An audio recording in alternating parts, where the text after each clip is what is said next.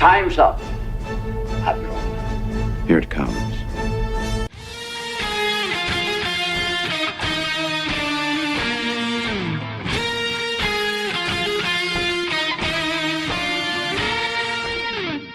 By the power of Grayskull!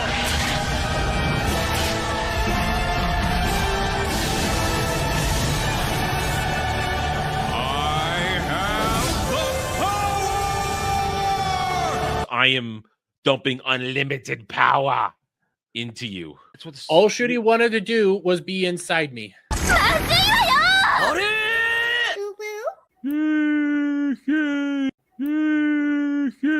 It was one of the first James Bond movies I watched, so I have a bit of a connection to it. And That's Dermot's excuse. I don't fuck. It was their first date, Adam. Shut up.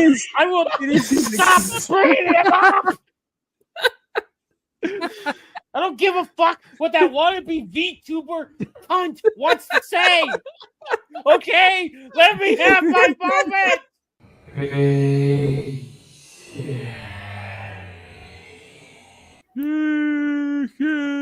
Dude, that's like a test of strength. That's not gay.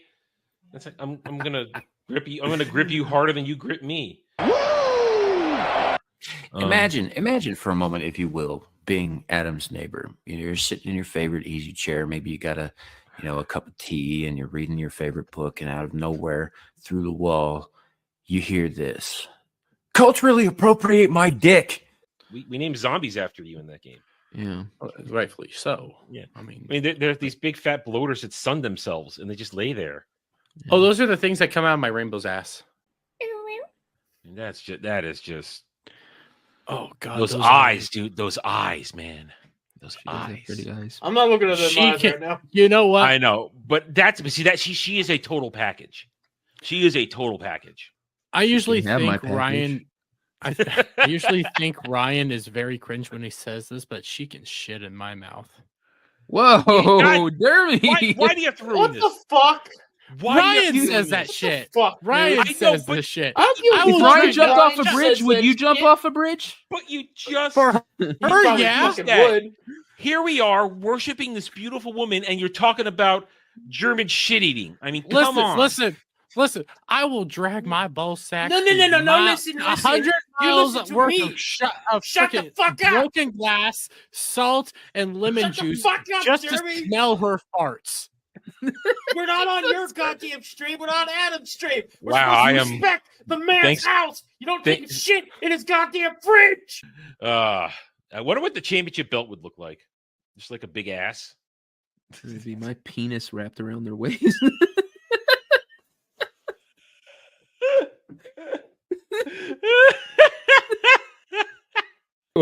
Come. They warned us about people like you. And to be fair, racist was Hitler. All right. Well, as you said, it's been an interesting week, and I think we have to take a moment. All right, I want everybody to join hands. If you're next to Jeremy, you don't have to touch him. It's okay. Join hands. I want you all to listen to the Lord. I want you to thank Jesus for the saving grace of delivering us from the acolyte and from Halo this week. He reached down with his glorious touch, and he moved heaven and earth to make sure we no longer have to suffer these sins. So I want you to say, praise Jesus, because the acolyte is filled with the demons that are reaching deep down inside and telling you, use that lightsaber as a penis. Realize that you can abuse your loved one and she will still love you. And realize that with Halo, you can enjoy that man ass. And when that man ass is there, when those cheeks are in your face, you can understand that his helmet is off and it's okay. So praise Jesus for leaving us these sins. Amen.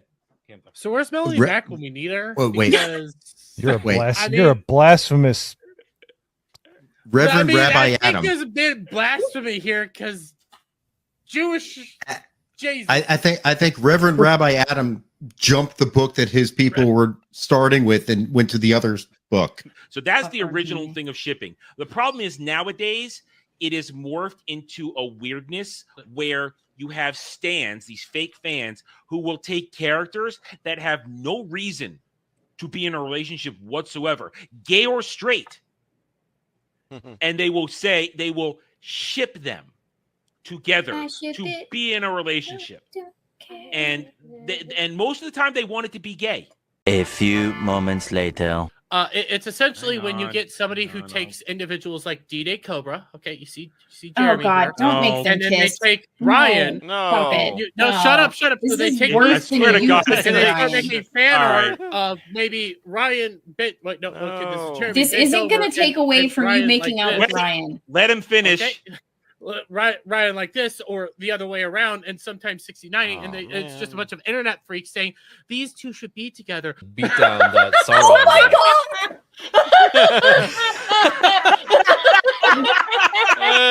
He can't control himself, Ryan. Thank Okay.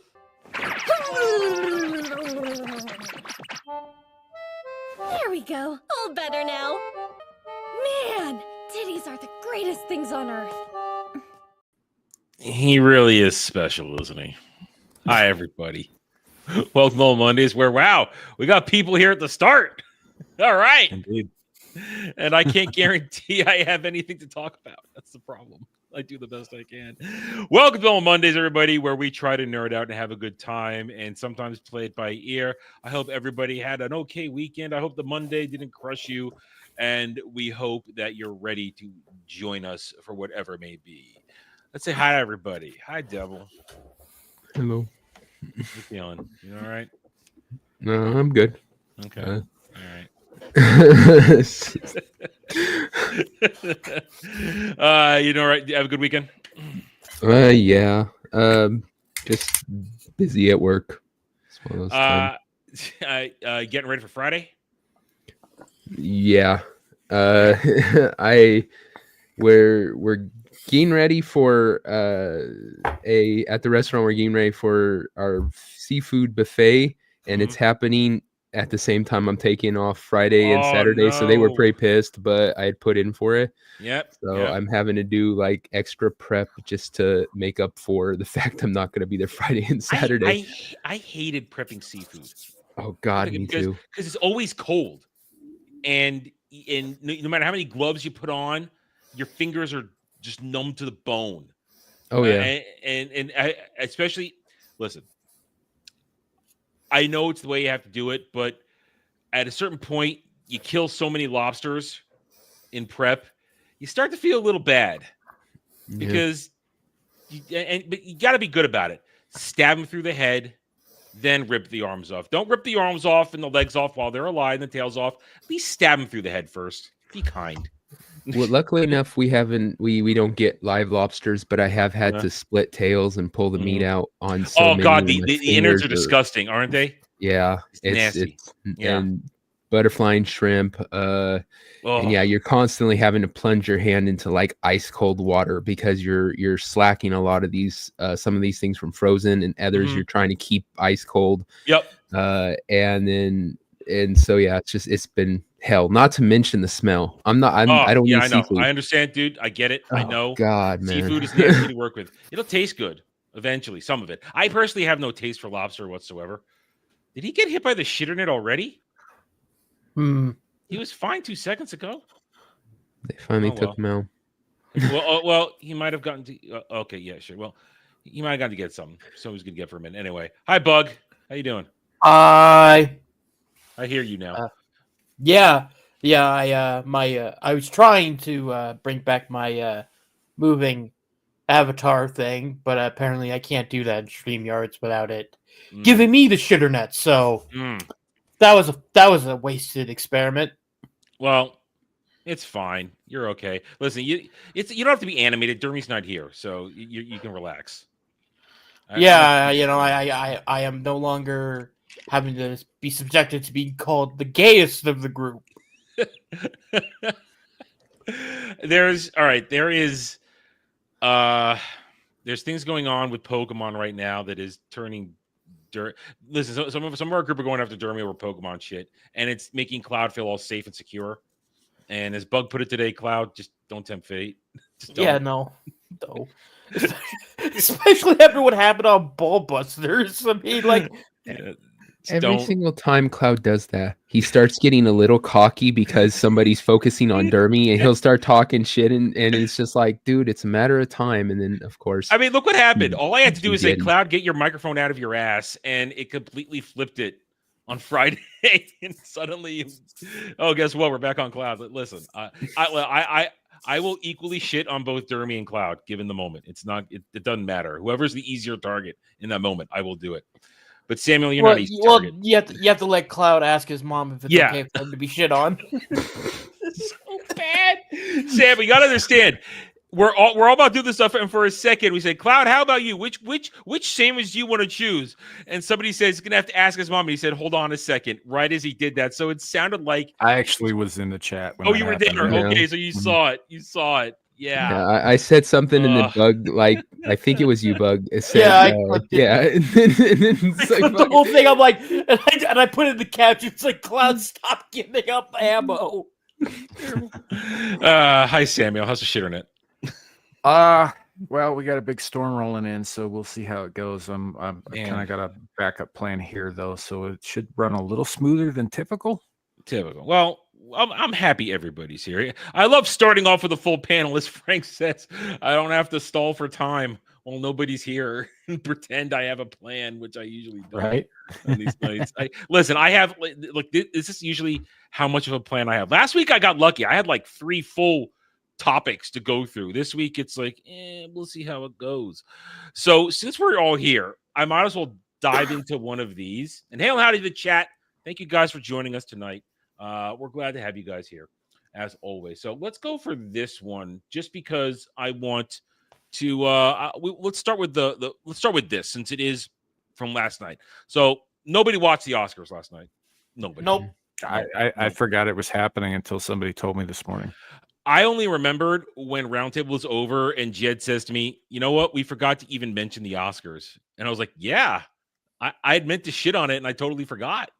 So, and then I was sort of following it last night just because I had Twitter open while I was doing stuff. But it was a shit show like always. But there's one thing, even all the way in the past, that I always did like to see, and it was the In Memoriam, where people who passed on, and they had time to get it right again this year, even though several people did die recently. But some of these a couple on here, a couple who seriously should not have been ignored. Samuel, I bet you know one of them. They left them out. They left them out. So let's remark on the fact that here are 6 that were left out. Right off the top, man, they didn't even say Tony Todd. Fucking Tony Todd. What the hell is wrong with them? That man's a goddamn legend. Yep. Yep. Disrespect. I mean, it's disrespect on all of them. You literally Theoden fucking King right there. Mm-hmm. And we're not gonna have him. We have one of the fucking Charm sisters there, not there. We have Dawn from Buffy, and Boogie Woogie. Like, what the fuck? Yep. Yeah. Shannon Doherty actually has a much more like. She goes back all the way back to Beverly Hills 90210. She was in the business for a long fucking time. Yeah, she had a career, movies and TV. Tony Todd, legendary character actor. Michelle Trachtenberg, beloved for what she did, had a career herself. Olivia Hussey, she had Harriet the Spy. Yeah, and like Buck said, King Theoden, Bernard Hill, dude. So some freaking respect, and like you said, the voice of Boogie Woogie, Ken Page. These are people. A lot of them months ago died. I mean, only recently Michelle Trachtenberg a week ago, and yet, and I'm not doing this to say it was. He deserved a place ahead of him, but they took time to have Morgan Freeman come out and eulogize Gene Hackman. Gene Hackman was found a day after she was announced. Yeah, exactly. And yes, Gene Hackman. I don't have a bad word to say about Gene Hackman as an actor. And I know nothing about his private life. No, they should mention it, but they should have mentioned her too. Yeah, but they had plenty of time to do that, set that up for him, but they couldn't put him in there. And on the other 5 on here, they've been dead for months. even most of since last year. Several of them, and especially because Shannon Doherty died early last year, didn't she? Yeah, and she had a massive battle with cancer. Mm-hmm. For a while, she had beaten it, but then it came back. So I mean, it's just not cool, dude. Nah, it ain't right, man. It ain't right. She was always my favorite of the Charm sisters. I never. In retrospect, when there was always the news that Sharon Doherty, she's a bitch. I said, no, it turned out Alyssa Milano was the bitch on that show. That's who it turned out was the bitch. Yeah, wasn't she the replacement for her? No. No, she was replaced by Paige. What's her name? Rose McGowan. Rose McGowan, Rose McGowan. Yeah, Rose McGowan replaced Shannon Doherty as a half sister from another daddy, a light, whatever they called him, white lighter daddy. But yeah, so this is, and this happens every year. They always leave certain people off, but I felt especially some of these several people on here were journeymen and journeywomen actors and actresses here, like Tony Todd and Bernard Hill. Those are journeymen.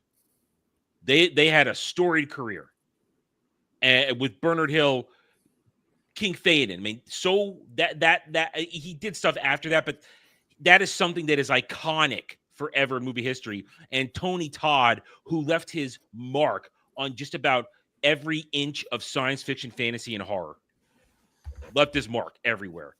And a little bit of live action nerd voice acting. What? And a little bit of nerd culture. Yeah, huge. A fair amount of it, actually. Yeah. Like you talk about a guy who played Kern, he played Candyman, he played I forget the name of the. He played this fallen angel at one point. He played badass Colonel in The Rock. Mm-hmm. You know. Oh yeah, he played his iconic line when he's talking to the general goes, "I want my fucking money." Yeah, dude. You know, I mean, the dude was a friggin' legend. You know, and he everything he touched, he elevated everything. Yep. And he was a sweet man, a good dude. You know, sweet for the sweet and all that. A good dude by all accounts. So when I first ones I saw that was just Tony Todd and Michelle Trachtenberg were left out, I'm like, okay, that sucks. And then I saw this, and I'm sure there's even more that people might dig up and put up there, but these are like some of the biggest names that are left out. So it just shows you what a waste of time all this shit is. Mm-hmm. And unless you kiss the ring or are super important, you don't get the respect you deserve. Well, honestly, we all know that the Oscars is a politics game. They have to actually campaign for awards if they want them. Like they have to run a whole political campaign for that shit. And I'm starting to think that the fucking In Memoriam's the same way. Mm-hmm. I mean, this year was never more evident with what went on with the shenanigans for the Oscars this year that it's campaigns with all the shit between the man that was pretending to be a woman in Best Actress to the movies, this and that. I mean, apparently the Best Picture last night was a movie about a whore. Huh. They did a biopic for Michelle Obama already? I mean, like, no, that's the other one. It ain't called Big Mike. Big Mike? That's the other one. So there's no taste. Big Mike meets Magic Mike. Oh. Big Magic Mike. Big Mike. I feel disgusting right now, even thinking about that. Ugh, I need to kill the stream and go take a shower. Ugh. God damn. I don't know where to go from here. That took me off my game. So R.I.P. to R.I.P. to these actual talents on this screen right here who provided entertainment and should have gotten the respect they deserve. Yeah. Like if I'm being honest, I don't know who Olivia Hussey is. She was Juliet. I know some of her stuff. I just can't yeah, the chick who played Juliet in the 70s. Yeah, the very old. She had a great fucking rack. That's what I'm saying. Like she should be remembered just she for her was kind of chesticle. 15 at that time too, bro. Oh, damn it. Was she? Well, I was 15 when I saw it, so fuck you. No one took this part of the show. And like I already know about that part because there was like some controversy about it. I think she was like trying to sue, or somebody was starting some shit about that nude scene was when she was like that age, and that's the only thing I knew about that part. I've seen the movie. I was before. in junior high when I saw it, so it's like nobody. Yeah, well, I was in junior high too, and the teacher literally said, "Okay, kids, there is going to be some nudity. Don't do anything." And literally every guy in there except me just went, "Woo, boobs!" And I'm just like, "It's boobs." Like, I've seen boobs a lot too. I don't act like a fucking moron. We're so easily distracted though. That would be all I knew her for. I didn't know the actress's name at the time or whatever. So I mean, I'm not familiar with her work. I recognize Ken Page, but off the top of my head, I'm having a hard time thinking of things that I know him from. But I do recognize him. But some of these other guys, like, I mean, Shannon Doherty wasn't just on TV for 30 fucking years, and in a handful of movies. She was a presence in, tabloid culture as well. Everybody in America knew her face. If you ever went to a fucking supermarket, you knew her face, right? How does she not get a mention, right? Bernard Hill was only in the most iconic trilogy of movies ever fucking made, right? And then among many other things, I'm sure. Yeah. Oh, yeah. I'm not as familiar with his career outside of Lord of the Rings, but he was stellar in it, And Michelle Trachtenberg, one of the things that she often gets overlooked on, because like her character in Buffy gets shit on a lot because she was annoying as fuck in the first season she was there. I knew her. She eventually gets to a point in that show where she becomes a much, much better character, and they just kind of don't know what to do with her, which sucks because she gave a fucking killer performance in season 7, but she doesn't get recognized nearly as much for that. She does get recognized for Eurotrip, Harriet the Spy, Gossip Girl. Like she gets recognized for being in. Yeah, she was in Gossip Girl. So was Jared Padalecki. So I mean, whatever. But and Candyman. I mean, man, you remember when I found out about that shit? That hurt. Yeah. I'm a huge fan of Tony Todd, and I have been pretty much my whole life, actually. I said it before. When I saw him in Candyman, that movie freaked me the fuck out when I saw it. It should. It's a fucking horror movie. Yeah, but it's not like cheesy horror. It's I was literally afraid for a minute. By the end of it, I wasn't sure what I had watched, and I was like, this is it was one of the things that, like, for about a minute messed me up because I was a little. I wasn't sure what I had seen. All I know is that it was creepy and weird and fucking scared the shit out of me. Yeah, it's an interesting mix because when it's not consistently gory and violent throughout, but when it is shocking and sudden and extremely gory and violent.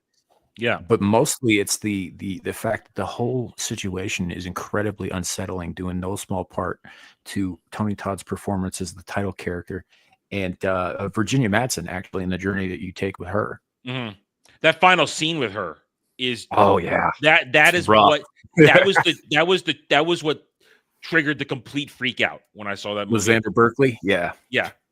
That's what freaks me out. That's what, because I gotta say, I mean, I'm young when that movie comes out, and I think for a minute, okay, and here's how. Well, I couldn't quite cope with that. I think, okay, what have I seen Virginia Madsen in to know that she's not this demon in a mirror now? Okay, I had to convince myself that she was still a real actress for a minute. The very next thing I saw her in was a movie with Christopher Walken and Elias Koteas called The Prophecy, made by the same guy who made Highlander, and it's also a horror movie. Wait, isn't that the one where like where Christopher Walken's like the Archangel Michael? He's like trying to kill everybody. He's Gabriel, but yes. All right.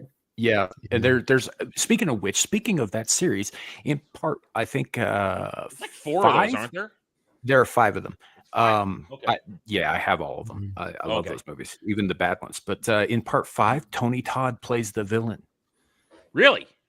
Yeah. In part 4, Doug Bradley, the guy who's best known as Pinhead, is also in that one in a cameo. And then in part 3, Brad Dourif plays a blind religious zealot. Yeah. I think I've only seen 3 of them, but I can't tell you which ones at this moment. I can't. Gabriel's a know-it-all dickhead anyway in real life, so Yeah, well, Gabriel's only in the first 3, so then and then you had Aragorn playing Lucifer. Actually, he is one of the single best ever, hands down, performances of Satan that I have ever seen. Ever. He's way up there, like with Al Pacino. I liked the Russian dude who is also a character actor who shows up at the end of Constantine. Oh, Peter Stormare. Yeah, he was really good. Yeah, I love that one. I'm almost in the mood to do Constantine. I might put that up on drive-in soon. I actually don't like that movie very much, but his performance. Well, it's not comic book accurate. I know that it's not accurate at all. But he's for not some reason, bisexual blonde. He's not British either. He always plays Russians. Oh! You talk about Keanu? No, I mean Constantine himself. Yeah.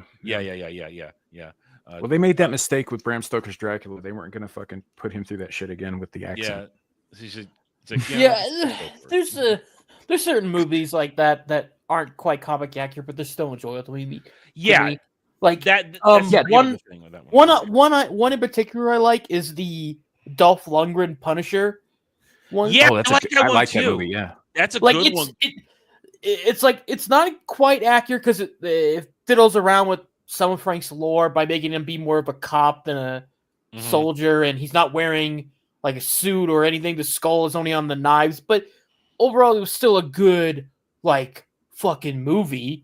You know, he was fighting the Yakuza in that one, I think, wasn't he? He was fighting the Yakuza and the Mafia. Freaking sword fight at the end. Yeah, he was fighting this tiny blonde bitch that he just snaps her neck at the end. You know, because they realized, oh yeah. Bug had me put that on the Devil's Angels list. Well, yeah, because I'm like, no, it has to be there. Yeah, Ernie Hudson was in that one too, wasn't he? That was the one Ernie Hudson was in, right? Yeah. Wait, no, that was a different guy. Ernie Hudson wasn't. All right, I'm gonna have to look it up. Hold on 1 second. But he did have like one of the best scenes in it. You know, when he's talking to Frank and he's like, "What the fuck do you call like 150 murders in 5 years?" And Frank just goes, "Work in progress." Oh, it was Lou Gossett Jr. Oh, yeah, he's great too. It was Lou Gossett Jr. in that one. Well, Adam's always said they all look alike, so. Oh. I have no response to that. I wasn't ready for that. Well, for context, listen. Because Adam doesn't know the difference. Lou Gossett Jr. was in the Iron Eagle movies and Enemy Mine. I know. And Stargate SG-1. Let's listen. I'm coming off yesterday when we were breaking down the latest Doctor Who trailer, and there's a clip in there, and I said, "Oh, look, he's on the planet of all black people." But I had Dre there, so I had a shield. It's a Dre. Oh, at least you didn't say anything silly about crime statistics on that. So it's basically Tamarin from Titans. Wow. I don't know. All I know. So I'm coming off a comment like that from yesterday. So speaking of, here's a good transition. So speaking of like Dolph Lundgren being the Punisher, I found this is my other bullshit thing. Let's play around with here because this will take us down some good nerd discussions. I think. Real quick, slightly off topic. Speaking of Dolph Lundgren, I think I heard something about him like being like beating cancer into remission. Yeah, recently. he did. So good for him. Nice. Yeah. He looked at that cancer and he goes, "I will break you." He probably outthought it. Dude's a fucking Mensa genius. Yeah. Yeah. Listen, I've never heard anything bad about Dolph Lundgren. I remember one time, when Howard Stern was still Howard Stern, I forget who he had on, but a woman said he was such a gentle lover. And I was stuck in my All you could think about was making love to Dolph Lundgren. I don't know about that, but anyway, so here's this. Speaking of like powerful action characters, who's the toughest off this list? Ooh. We've got Rambo. Yeah. We got John Matrix. Got Martin Riggs. We got Murph. We got Snake Plissken and Axel Foley. We got Ducks from Bloodsport. We got Ellen Ripley. We got McCoy. Is that from Invasion USA? McCoy? Oh, no. I'm sorry. That's Delta Force. Yeah. It's Delta Force. But they're using a picture from Invasion USA. That's why it threw me. That's not him from Delta Force. That's why they threw me. We got Indy, got Mr. T. It's just notice he's just Mr. T. He's not any character from any movie he may have been badass. in. He just Well, Mr. isn't T. that just his whole? They Isn't could that have just said how it is? They could Like, have said B.A. Baracus. Yeah. Yay. I think Or it's just easier to just say Mr. T than try to fit. Yeah, maybe. And we've got John McClane. Now,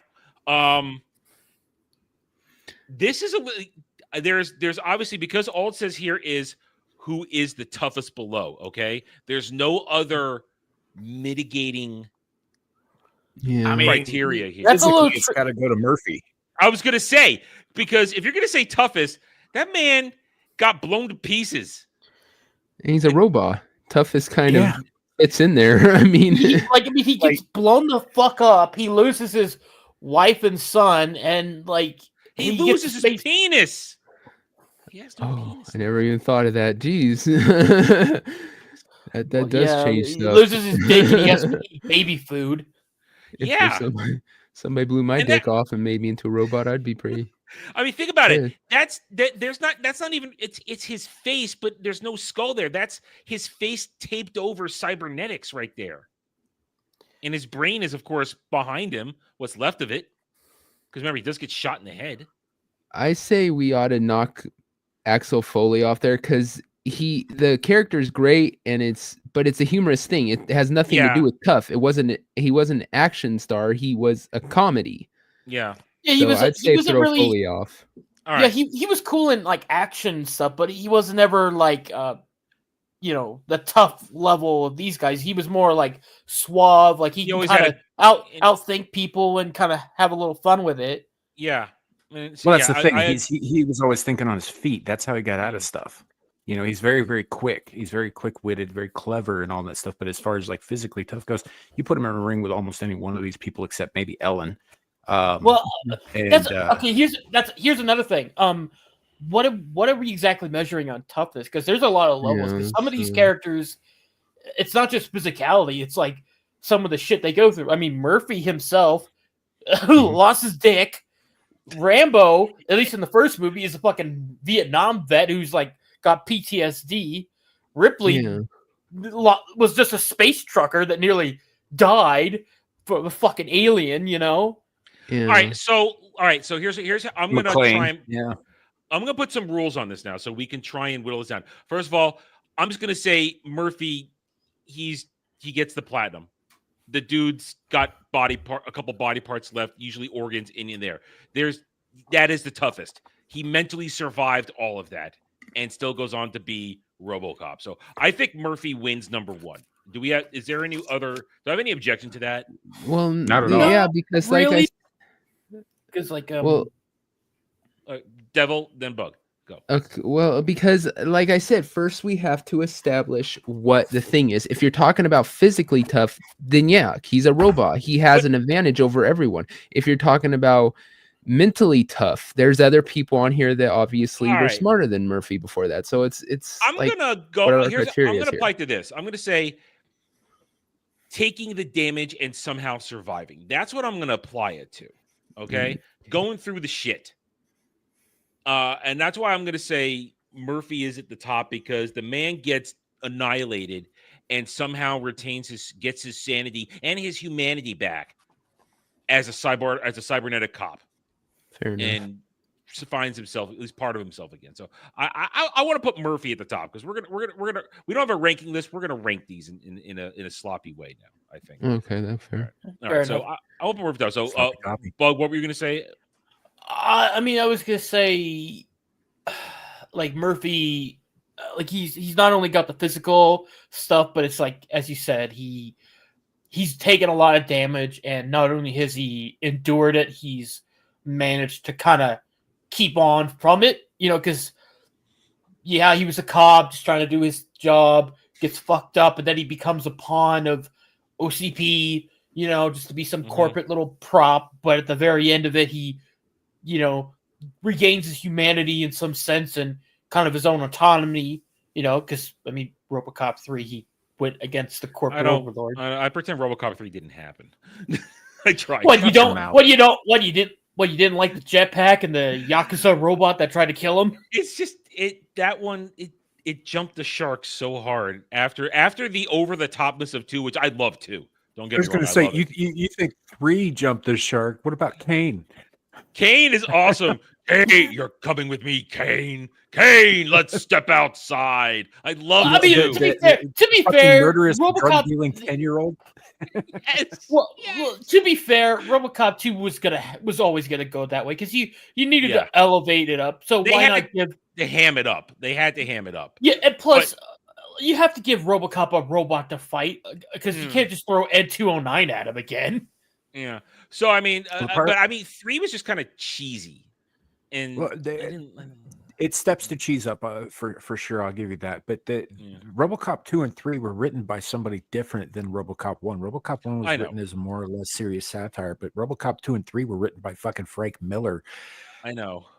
Who's even in RoboCop 2?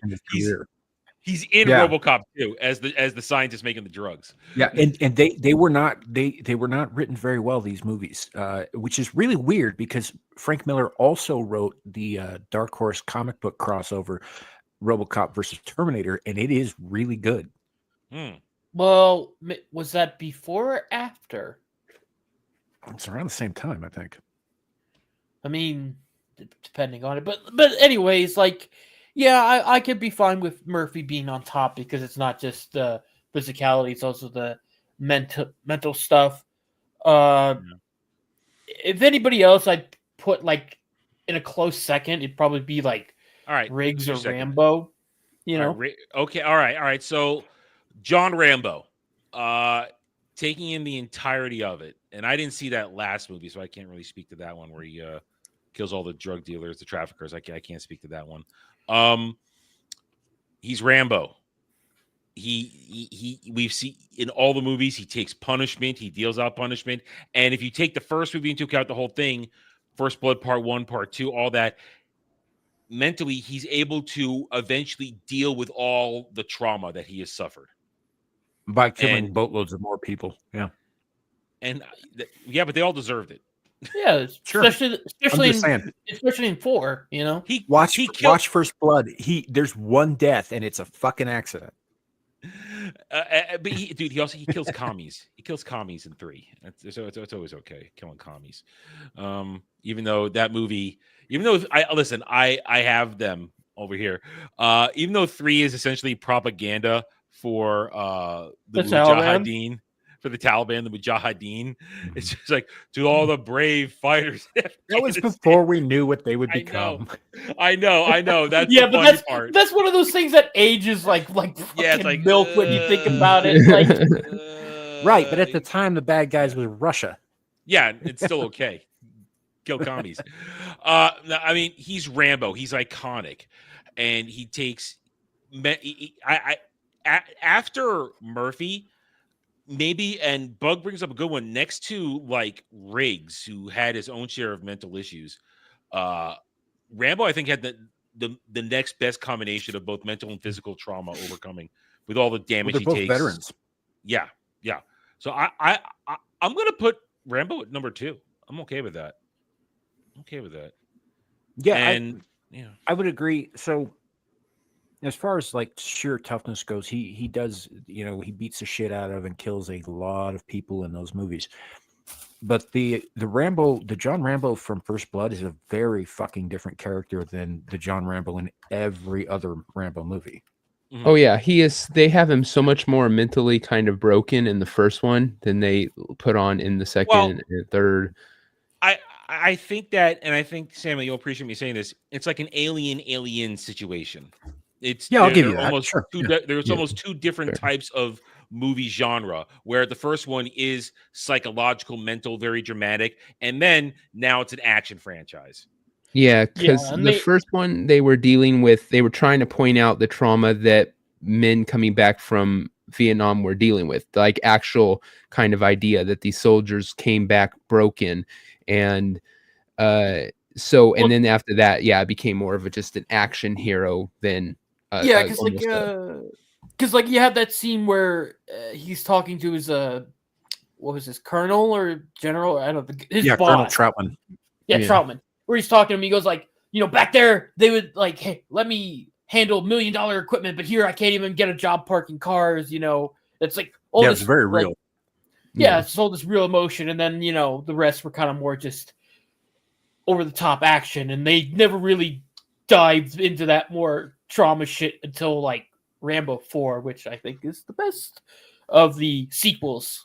Not of all of them, because I cannot It's a short one too. Rambo 4 is a really short, compact movie. Short but simple. Yeah. Like it gives you everything and like wraps it up in a nice little bow. Now, if we talk about toughness in the way of how much damage they take in their series and keep going, I would say Rambo's up there because he does take a shot and then burns the wound close. Gets electrocuted, leeches, all kinds of shit. Then you have Riggs got shot how many times by the Aryan dude? And that whole family of 45. And that was just number 2. He also pops his arms off like the saw socket. And all right, so Rambo 2, and I would say then let's go with Riggs at number 3, because Riggs, all 4 movies, is basically is a story of the mental healing that Martin Riggs goes through to find peace, finding a family, finding love again, able to heal the wounds caused by the trauma of losing his first wife, which then I think is brilliantly shown. It was a whole murder. They tried to kill. They think they were going to kill him in Lethal Weapon 2, but it turned out to be her. I loved how they tied that in. I love that storyline. I love it so much. And then they fucking kill the hot chick. Drop her in water. Oh yeah. Awful. Yeah. She had a nice rack. But I know they were little boobs, but they were amazing. They were perky. Yeah. Perky. Well, and I love it at that point. That's like, it's a poignant moment when after he climbs out, because I love how the foreshadowing at the beginning of the movie gets out of the straitjacket and he's able to get out of the straitjacket there, because we learn about the dislocating the shoulder, gets out, annihilates those 2 guys on the pier. And then after that, he's just carrying her body back and forth on the beach. Yeah, and then he's like calling Murtaugh, and he's like fucking blubbering. He's like, they killed him. They killed them both. And I'm not a cop tonight. And then that just like flipped the switch. And for like the last whole final act of the movie, he's just a killing machine. It's just like, I'm not a cop tonight. This is personal, and it's great. I love it. I would put him and equal with John McClane. Because John I had a feeling McClane, you're going to bring him up next. Yeah, one suffers just as much damage. He gets shot. He steps on glass. Everything. His actual 3 movies, because I don't want to think past the 3rd movie. And then, but also he has trauma because he's still married to that redheaded bitch that kept making his life hell through everything in the fucking movie. Bobby Bedelia was hot, man. I don't care, man. I would have divorced her after number 1. Hey, she was okay. In this he could have done better. All I'm saying, but you look. All right, so John McClane, the classic wrong place, right time, is in terms of he's able to somehow manage dealing with this shit over and over again. But you want to talk about physical toughness. I think out of everybody on here, McClane takes the most battle damage, not counting Murphy. We've taken him out of his ass kicked over and over. I mean, by the end of the first movie, he's just all kinds of effed up, bleeding from everything. The feet are, like Devin pointed out, he's walked on the glass. He's just torn up. I mean, literally, his iconic look is his fucking shirt is like barely hanging on by a strap, and he had to rip the hair off his back with the tape. In the second one, he doesn't take as much battle damage in Die Hard 2. The most he takes is when he's fighting the major on the wing of the plane, and he's fighting the colonel. Gets the shit kicked out of him in both those fights, because those guys are trained killers, and he's just a cop from at that moment New York and then L.A. But in the third one, and with a vengeance. The amount of damage he takes. Go ahead. It's cartoony. Like the third one is a great fucking movie, and I love it. But let's be honest, the damage he takes in that is something that would kill the fucking Roadrunner. He had the steel splinter Yeah, on his shoulder, arm. and when he's fighting the giant Eastern Euro guy, he's just a bloody mess at that point. He gets blown up. He gets thrown around. He takes so much damage. He gets shot.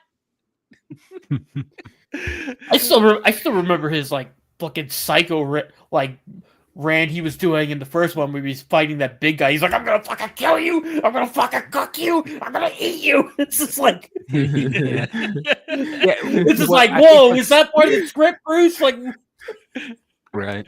I think what's important to remember here, though, is that John McClane gets his ass kicked. That's what John McClane does. Yeah. What John McClane also does is that he does not stop even when he's losing. Right. And that's tough. Yeah.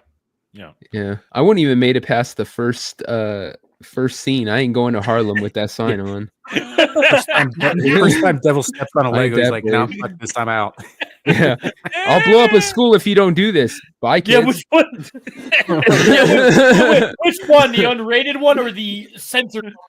I hate everyone. Oh, I have the uncensored. I have the original. Yeah, so I think it's a tie at third between Riggs and McClane for. I would. You gonna give it an edge on somebody? I would say Riggs is a little bit above You give him the edge? McClane. All right, yeah, because I'm okay it's with more that. the mental. Like if we add the mental aspect a bit, it's like McClane's pretty happy in comparison. Yeah, he's like dealing with like his wife and trying to get that relationship back up and running so he could be with his kids. You know, and at the end of the trilogy, we'll go with that end point. He more or less kind of still gets that, where Riggs has to really build that up, and the fact that he lost his first wife. McClane didn't lose anybody in his like. But Riggs has the redeeming. He meets that girl that he's perfect with. She fits him in every way, and then they end up having a baby. Yeah. So he does. By the end, mentally, like he's to completely get to that point. Yeah, but 4 movies. It takes 3. He gets her in 3. But dude, it's 4 movies in over 20 years. Baby in 4. yeah, but he gets the chicken. Riggs has to pick himself up and all that. Like McClane doesn't really have as much fucked up shit in the head with that. Yeah, because here's the thing: in the final scenes after they beat Jet Li in the fight, there he's at his first wife's grave. And he's all fucked up there after that fight. That fight against Jet Li, that is as much battle damage as he suffered in the second movie, because he's all kinds of messed up after that fight. He's standing there and he's trying to ask what should I do with you? And then you get the Joe Pesci moment where Leo shows up and tells him the story about how his frog, was his best friend, fell out and he accidentally ran it over when he's riding his bike, but it was his best friend, but then he found new friends and they were different friends. They weren't any worse, but it's okay to move on. And Riggs has that realization that basically Leo, with all his massive annoyances, was the sign being sent to him. It's okay to move on. You can go happy. And so poor Froggy. Froggy. Side note, Leo's one of Joe Pesci's best characters. Oh, I love Leo Getz. Definitely. I love Leo Getz. I mean, whatever you need, Leo gets. You know, we're in here right now. We're far enough in. I don't care. We'll play it. Well, you know what I say? They fuck you in the hospital. First they drug you, then they fuck you. And when they're done fucking you, along comes the insurance company and fucks you some more. $10 for a fucking ass. I like this scene in Lethal Weapon 2 where he's going with the Murtaugh at the bank and. Or not the bank, that embassy. No, it's the embassy. It's the embassy. Yeah, and he goes like, "Oh, you don't want to go to South Africa? Why not? Because you're blue. You're black." He goes, "You are. I am. He is. He is." And it's actually in all 3 of his they fuck you moments. The first is the famous one. They fuck you in the drive-thru. They fuck you in the hospital, and then it's actually as good in 4 where him and Chris Rock play off each other. They fuck you with the cell phones. Yeah. That one's good too. I would give Riggs the edge actually over McClane because in addition to how much more work he put in on screen into developing the character, like McClane's basically McClane throughout. Things happen to him in between the movies, and he's just that's where he is when you go into the movie, right? Yeah. Riggs put in a lot more, like Mel Gibson put in a lot more work in that regard, but also the character of Riggs is special forces trained. McClane isn't. Mm-hmm. Yeah, he's just a cop. Just a cop. And he's just a tough New York cop. Yeah, I'm okay with putting Riggs number 3 and McClane. I think McClane gets number 4, even with some of these others on there, because again, we laid it all out there. All right, number 5. I'm looking at who's left here. All right, you know what? All right, I'm gonna throw this out here. Real quick, I just want to address this. Okay. Yeah. Do you guys realize that except for Bug, who is like 7, all of us dudes at the top, me, Adam, and Samuel, we are older than Murtaugh when he says, "I'm too old for this." I shit." know. I am completely By aware of years. that. in Well, some cases. I hadn't thought about that, Devil. So fuck you. I just watched Lethal Weapon 1 through 4 last month, so I'm completely aware of that. Yeah, I saw that the other day and I went, yeah. All right. So I'm gonna say out of the next ones, I'm gonna go John Matrix is the next toughest on here. Okay, remind me, because it's been a minute Predator. since I've seen. That's Predator. Yeah, well, wait, is that? But that's from Nice Commando. Predator character? No, No, that's from Commando. Oh, it's Yeah, Commando. this is Commando. That's Schaefer. Dutch. Yeah. Oh, Dutch Dutch. is I got them Dutch's mixed Predator. up. Sorry, I got him Yeah, mixed okay, up. so Commando still remind goes me, through it's shit. been a minute. It's Okay. been a minute since I've seen Oh, Commando. yeah. Isn't he like having to fight against his one of his former friends who Basically, kidnaps his yeah. daughter or something? They take his daughter. Yeah, basically, Dan Hedaya steals his kid and Alyssa holds her as Milano, hostage who, until in he kills retrospect, the Beaver. president. Yeah. Yeah. And instead he impales him on a fucking gas pipe. Yeah.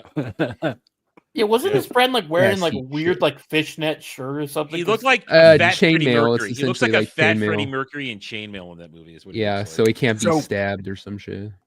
That has one of the best fucking lines in any Schwarzenegger movie ever, too. It's like, I hope you've left room for dessert because I'm going to take my feast and ram it into your stomach. But I think essentially because of it's another one man army situation. I would say that John Matrix is he's next on the list for the shit he goes through in that movie. I would have to put it also with Snake Plissken. I mean, yeah, he literally gets dropped into hell and said that he's gotten poisoned or whatever and has to go through New York. Would any of you guys want to go through New York? I wouldn't want to. Rats. I'd say that's pretty close. If not I think equal. I think here's the thing we're kind of starting to get into, because we've taken out most of the characters that have had some fucking trauma added into their toughness. Now we're starting to get into the characters that have more just they went through some shit, yeah, but not mentally. Like with Matrix, it's like, okay, yeah, his daughter got kidnapped and he's got to go and save her and kill the guy wearing the fishnet shirt or whatever. But it's like nothing really bad on the mental side happens to him. He, he takes a little damage physically and, hold on a second. But but he saves Alyssa Milano. She's going to grow up and be a bitch. So there's a problem. Yeah, but we didn't know that at the time. Yeah, otherwise if I was him, I'd be like, kill her. Come on, Samantha. Why didn't Tony Danza strangle her in the crib, right? I mean, you couldn't know that. Sorry. Who's the boss my ass? In all seriousness. But all right, but Snake Plissken is always still Snake Plissken. He doesn't give a shit about anything in both movies. Yeah, but somebody taking your daughter doesn't mean you're tough. That just means you're an idiot and you got your daughter dated. No. I'm saying. But it just means that you're actually a father that gives a shit. What I'm saying is, I'm putting Snake Plissken below Matrix. Is what I'm saying, because he just gets thrown into the shit, but he's not affected by any of it really. But he still has to fight his way through countless freaking enemies. Well, it's just because one's doing it for his daughter, one's doing it because he's been poisoned or given a virus or whatever it is. Either way, it's. You know what? I'm gonna have to just go in this. I think number 5 should be just Ripley, not Matrix because she just deserves a fucking like. She's tough. I'll give it that to you. But She's the only other person on here who died and came back too.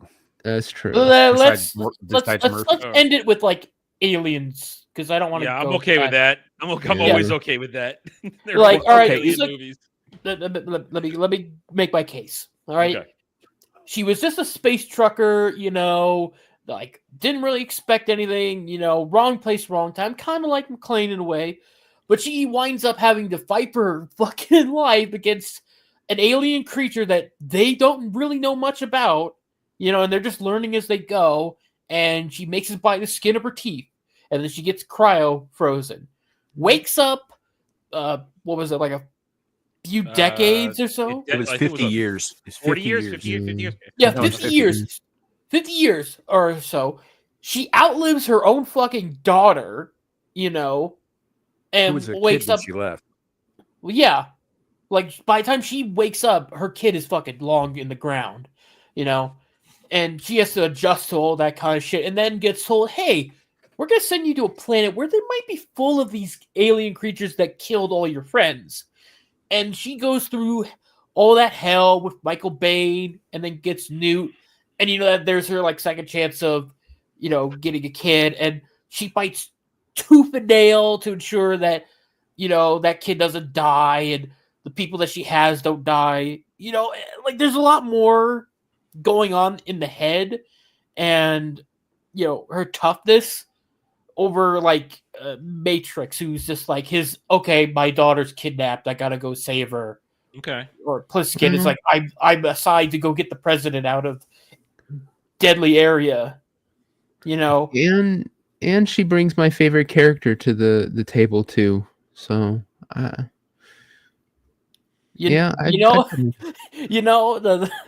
she also brings another thing, the infamous scene where she's getting undressed and she's just in her like. Well, that's my favorite character, her low cut panties. That's what I'm saying. Yeah, it was actually a very clever scene because if you look at the background, you can see the alien just hiding in there. Yeah. Oh yeah. Yeah, I'd be hiding on the wall, touching myself too. It's like they knew you were gonna look at her ass and not notice the alien was there. It's like, oh no. At the time she actually kind of tried to get them to let her do that shit fully nude. Yeah, and they didn't let her. I'm gonna. They deserve to die for that. 70s Bush. 70s. I'm not big on 70s Bush, but I'd love to see her fully buff. Bugs made a good case. I'm willing to put Ripley number 5. I'm willing to do that over Matrix and Pliskin. Okay, I'm willing to do that. In terms of just sheer can-do and sheer, unwillingness to die, even after she died, I am gonna include the other movies in the franchise, but even with that, like even in if you take Alien 3, right? She crash lands on a planet. Everybody she loves who survived the last movie with her dies off camera, right? And she doesn't know it quite yet, but she's impregnated with the queen, and she still fights tooth and fucking nail until there's no other option, right? I mean, bitch is as tough as they come. Yeah. So yeah. Gal hates that movie because the cat dies. Oh, big fucking deal. Like, wait for it. Okay, so we're up to 7. All right, here's the thing. Now, those who are left, we've got McCoy, we've got Axel Foley, we've got Indy, Mr. T, Ducks. Those are who's left. Here's the problem. Chuck Norris never takes damage in any fucking movie he's in. Not really. And McCoy in because damage is afraid of him. I know. Now McCoy in Delta Force, nothing touches him in that movie. He's literally invincible, and I love it. I love him for it. But he's a terrorist killing machine in that movie with his bike that shoots missiles. He's just God in all of his movies. That's the thing. Yeah. There's one exception, but it was much, much earlier in his career before the beard, and that was Enter the Dragon. He wasn't in Enter the Dragon. Yes, he is. He fights Bruce Lee in the Coliseum with no beard. No, that's a different Bruce Lee movie. That's not Enter the Yeah, that's Dragon. not That's Enter a the different Dragon. Bruce Lee Oh, movie. yeah, that's right. I'm thinking of Return of the Dragon, not Enter the Dragon. Okay, there you go. Um, Yeah. Okay. Yeah.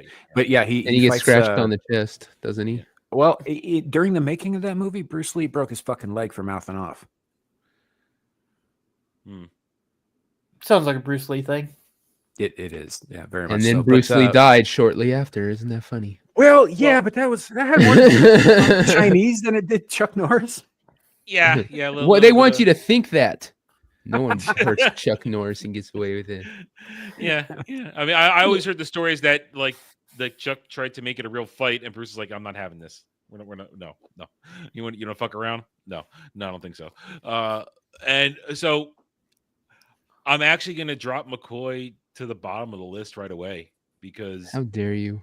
Well, I like Chuck Well, Norris. if we have to rank this on like toughness, like the thing is, like Chuck Norris's characters always tend to be like super gods, and and there might be some. Okay, there you go. Chuck Norris, #1 god. You know what I'm saying? I thought you hated your dad, Devil. I wish Chuck Norris was my dad. My real dad's a dick. I mean, but I'm saying this because I'm gonna. Well, actually, you know what? He's not bottom. I changed my mind. I just realized where I was going with this. I'm putting Mr. T at the bottom because if I'm looking, all I can think of is B.A. Baracus, and B.A. Baracus gets defeated. He gets defeated by drugged hamburgers to get put on planes because I ain't getting no plane, Hannibal. He gets defeated by drugged hamburgers and milkshakes. Fair. You're looking at this all wrong, Adam. First of all, this is not B.A. Baracus. This is Mr. T. And Mr. T himself is not only a badass, right? I know. He was a martial artist. He was also a war hero. He's beaten cancer. Yes. And anybody who's got a neck strong enough to hold up all those fucking chains deserves to go higher on the goddamn list. I had to make my B.A. Baracus joke. Come on. I had to make it. I had to make my B.A. Baracus joke. All seriousness, yeah. I'm keeping McCoy at the bottom. Actually, no. Due to earlier conversation, I'm putting Axel Foley at the bottom, honestly. Because we kind of nailed that one early on. But I think is in terms of toughness, yeah, McCoy is tough, but he doesn't actually face challenges. Mm-hmm. And yeah, and even though like his he is the challenge. He is the challenge. Yeah, they all fail. Here in terms of now, I know you might be saying, Adam, why are you shitting on Indy? Indy, are you talking about putting Indy on the lower tiers? Because I'm 100% with you on this. Because like he's great, he's a great character, but he's a really stupidly lucky character too. Like he doesn't win his fights; he gets fucking lucky every time. At the end of those, at the ends of these movies, the only one where you could say he got it was less luck and more skill was probably Temple of Doom, and that's the worst fucking movie. When he fights Mo around. Yeah. Because he gets lucky at the end of Raiders. He doesn't really win. He gets lucky in all the movies. And he closes his fucking eyes while the Ark of the Covenant kills everybody else in the area. Yeah. No, I mean he got lucky. There was always a girl he got lucky. Oh yeah, that too. And then in Last Crusade, he completes the challenges, but he's gonna fall and he's saved by his dad. Yeah. Yeah, I would Junior. Let it go. I would say that Indy is definitely in the lower ranks because he gets through some physical shit, and it gets a little rough for him in that department, but not really in the mental area because he's meant to be a James Bond like thing where it doesn't matter what happened at the last movie or whatever, he's still going to continue on as like a factory setting. Yeah. And for the record, there are only 3 Indiana Jones movies. There are only 3. They're still riding off to the sunset. I don't believe that anybody mentioned the possibility of there being any others. I know. I'm just saying they're still riding off to the sunset, leaving the canyon of the crescent moon. They're still riding off to the sunset. They're fine. If you remember any others, it's that Mandela effect. You're wrong. Yes. So and then of course Van Damme's ducks from Bloodsport. He gets blinded at the end and has to fight blind and beat the dude, and watch his friend get his arm broken and beat up hard. knocked out. I never Yeah, watched his friend goes through more shit than he does. Yeah, I mean, Ogre gets beat up and goes into a coma. So I mean, come on. What would be funny is after Ogre got his ass kicked, the guy's name, I can't remember what his name is in the movie. If it fixed his wonky eye. Isn't a great fucking twist? He goes, nerds. Wait, wrong movie.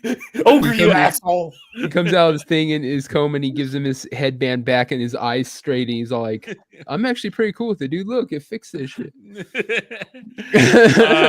So I'm pretty good with where we are here. Where we are, because I would say from at the bottom. So we had Ripley at 5, 6, Fliskin was 7. I would say we put Mr. T at 8. We put I guess we'll put McCoy at 9, Indy at 10, Ducks at 11, and Foley at 12. I can live with that. If you guys want to commit the sin of underestimating Chuck Norris, isn't that like what you want people to do, Devil? So that way you have more people in hell. Yeah. Well, again, I have to make the same argument that I did for Mr. T here. We're not rating Chuck Norris. We're rating McCoy. Yeah. All I know is when Adam gets down there and he's gonna be like, Whoa, "Why am I whoa, here? What did I do?" I'm whoa. gonna be like, "Ask Chuck Norris." Whoa, why am I going to hell? What did I do? You underestimated Chuck Norris. Oh, is that my only reason? That's a big sin, dude. What's his punishment? Is he gonna get his ass kicked by Bruce Lee? By Chuck Norris, man. His hell's gonna be just him in a ring with Chuck Norris, just beating the shit out of him forever. Worse, Oh, man. worse. All It'll right. be Jonathan Brandis beating the shit out of Adam while Chuck Norris looks God. on with the thumbs up and No. of approval. Is Mako going to be there? Like, well, better yet is oh no, sorry, wrong movie. Never mind. Never mind. I was going to. Mako's not going to hell. What is wrong with you? Mako's. I know. Well, why am I going to hell? We've established. All right. Let's take a break from stuff. And hey, everybody in the chat coming in there. Hey, thanks for being Prof. Fuck. there. Let's do this. This is mainly kind of for me and Sam right now. Let's look at this real quick. So there, in the next several days, those of us who are big Suikoden fans, we're getting the Suikoden 1 and 2 HD remaster. I get mine next week, which will be gaming streams next week. So stay tuned for that. But there was also some Suikoden news announced today, where they announced a new game, Samuel. Yeah, you teased me with that. Hang on, wait a minute. Let me transfer this to the Chrome, because there's a video trailer to watch, even though I don't know why I'm making us watch it, because I don't think either of us are going to play this, for the simple fact that this new game announced today called Genso Suikoden Starleap. It's mobile, Samuel. Oh, fuck. Yeah. It's mobile. Let me guess. So you're just go butchering around, this, man. You just I you know. spend fucking real world money on fake world currency to buy upgrades for fucking characters that are totally RNG. So here's a trailer that dropped today. We'll just take a look at it. It's all Japanese, no subtitles, because let me see if I can get in here. Nope, it's in characters. I don't think it'll be translated. Now it sucks because look at this. It's like old school looking too. Yeah. I mean, I have no idea what they're saying. Look, this is old school, man. But it's mobile and iOS. And I don't even know if it's the world that we're used to. It might not be. It might not be the world, which at the same time, then what are we even doing? Wait, was that? Wait. Was that a magical chick? It kind of does look like Jean a little bit, doesn't it? Yeah, it might be Jean. I don't know. Can't really tell. I mean, this is like this is cool, true. I mean, this is pixel goodness. It has the right look and feel, but it's mobile. And I think we're gonna get a little combat action gameplay here now. Look, old school gameplay too, man. Look at that. Almost. Oh, it's a 3-man party. Well, mobile. What do you expect from mobile? A 3-man party.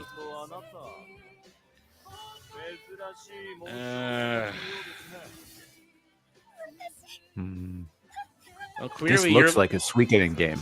It looks like one. Now, if they release this on Steam, I'd get it. But I'm not going to get this for mobile. Whoa. Guess. Oh, okay. Look who it is. It's Vicky. That's Vicky. Yeah. That's Vicky. I love Vicky. That's Vicky. Remember when she accidentally teleported herself through time and came back as a little sassy kid? And you have both Vicky, adult Vicky, and kid Vicky. Yeah. Oh man. So yeah, there's Vicky. Okay, so it got legitimate just now. It just made it legitimate. Yeah, it has to be the same world, man. Little known fact: when the games are released in Japan, they're called Genso Suikoden. They're not just Suikoden. That was more or less a Western thing. Mm-hmm. Yeah, you're right. So there's Vicky. Okay, so we just got a confirmation. Wait, is that Flickin' Victor? Kind of looked like it, didn't it? Go back. That looks like that's Flickin' Flick Victor. And Victor. That is Flickin' Victor. That's Flickin' Victor. Why isn't Victor towering over that other dude? Because I think it's forced perspective. He's standing behind him. So that's Flickin' Victor. Now I'm feeling really annoyed that this is now I hadn't watched it yet. I was saving this reaction till now. I haven't watched it. Now I'm feeling annoyed. I'm feeling annoyed. Do you think that's the Star Dragon sword as well? Oh, with Victor there. Well, until I know when this takes place in the timeline, it would have to be. Well, if it takes place after 2, yes. No, because he doesn't. If it takes place after 2, yeah. Yeah, we don't know when this, because it's Japanese, and I don't even know if it's going to get a release on American side right now. So,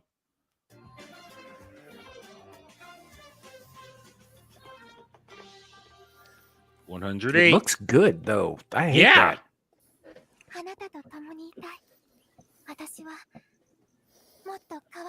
I mean, if it's just on mobile, I might be a little bit more tempted. But if it's like a fucking gotcha game with like mini transactions and shit, iOS, Android. Here's the thing. I wouldn't be surprised. These kind of things sometimes make the leap to Steam releases eventually. So, yeah, I like her. I like her look. I like her. I got a thing for the silver-haired anime chicks. Always do. She's a busty one there. Look, she's fit. Adam, put it away. Jesus Christ. It's always out, Devil. You know that. So listen, I love it. I love it that they're doing something again. But listen, I understand that making a mobile game is cheaper than making a full-fledged big-time game. It's a lot easier to get it out there. A lot cheaper to do it, and people are more likely to dip in. But I'm hoping right now that the success of the remaster re-release that we're going to get now, plus this will maybe reinvigorate Konami to do something with the franchise. Because here's the other bit of news that dropped today. So the remaster is for 1 and 2. Well, it turns out at the same time they're releasing an anime based on 2. What? Yeah. Really? Suikoden anime adaptation announced. This is nothing. It's a nothing video. It's just like the moon moving down and you see the sword and shield rune on something. Konami have announced that the anime adaptation of Suikoden 2 is in the works. You can check out the teaser trailer above. Konami Nation will be responsible for the production of the anime, a first for the company, and the series is directed by Yuzo Sato. Konami is planning for this anime to be a second step to revive the franchise following the HD remasters, which was the first step. No other details such as release date were shared, but we'll be sure to keep you updated on the project as more news develops. So if they're starting it now, probably next year. Next year, we would see this. So combine that with this new game. And now, if this new game is kind of like maybe an in-between thing that isn't supposed to be a giant, massive story, maybe it's just a step of getting things going, and maybe we'll get a Suikoden 6 in the next few years. Now, if all of this successfully revitalizes the franchise. I mean, I would hope that if it does, that we get past this point, because typically throughout history, pop culture wise, Japan has always been about 5 years behind the West. Right. We are just coming out of this woke shit now, and I know that Dermy's convinced that it could never take hold over there, but we've seen examples of it doing exactly that. So I mean, if they're just going to start going through this shit over there, I would hope that they don't even start talking about a Suikoden 6 until after that has run its course. I could see where your fear is warranted. I mean, I sort of agree with Dermy. I think it's there, but I think the Japanese have resisted it better than other parts of the world. We know it's there. We've seen evidence. We've seen both political and cultural evidence that it's there. But I think that because of the way both the anime industry, the video game industry, and the manga industry are structured, it's because those are cutthroat businesses over there. Meritocracy matters, success matters, having a fan base matters.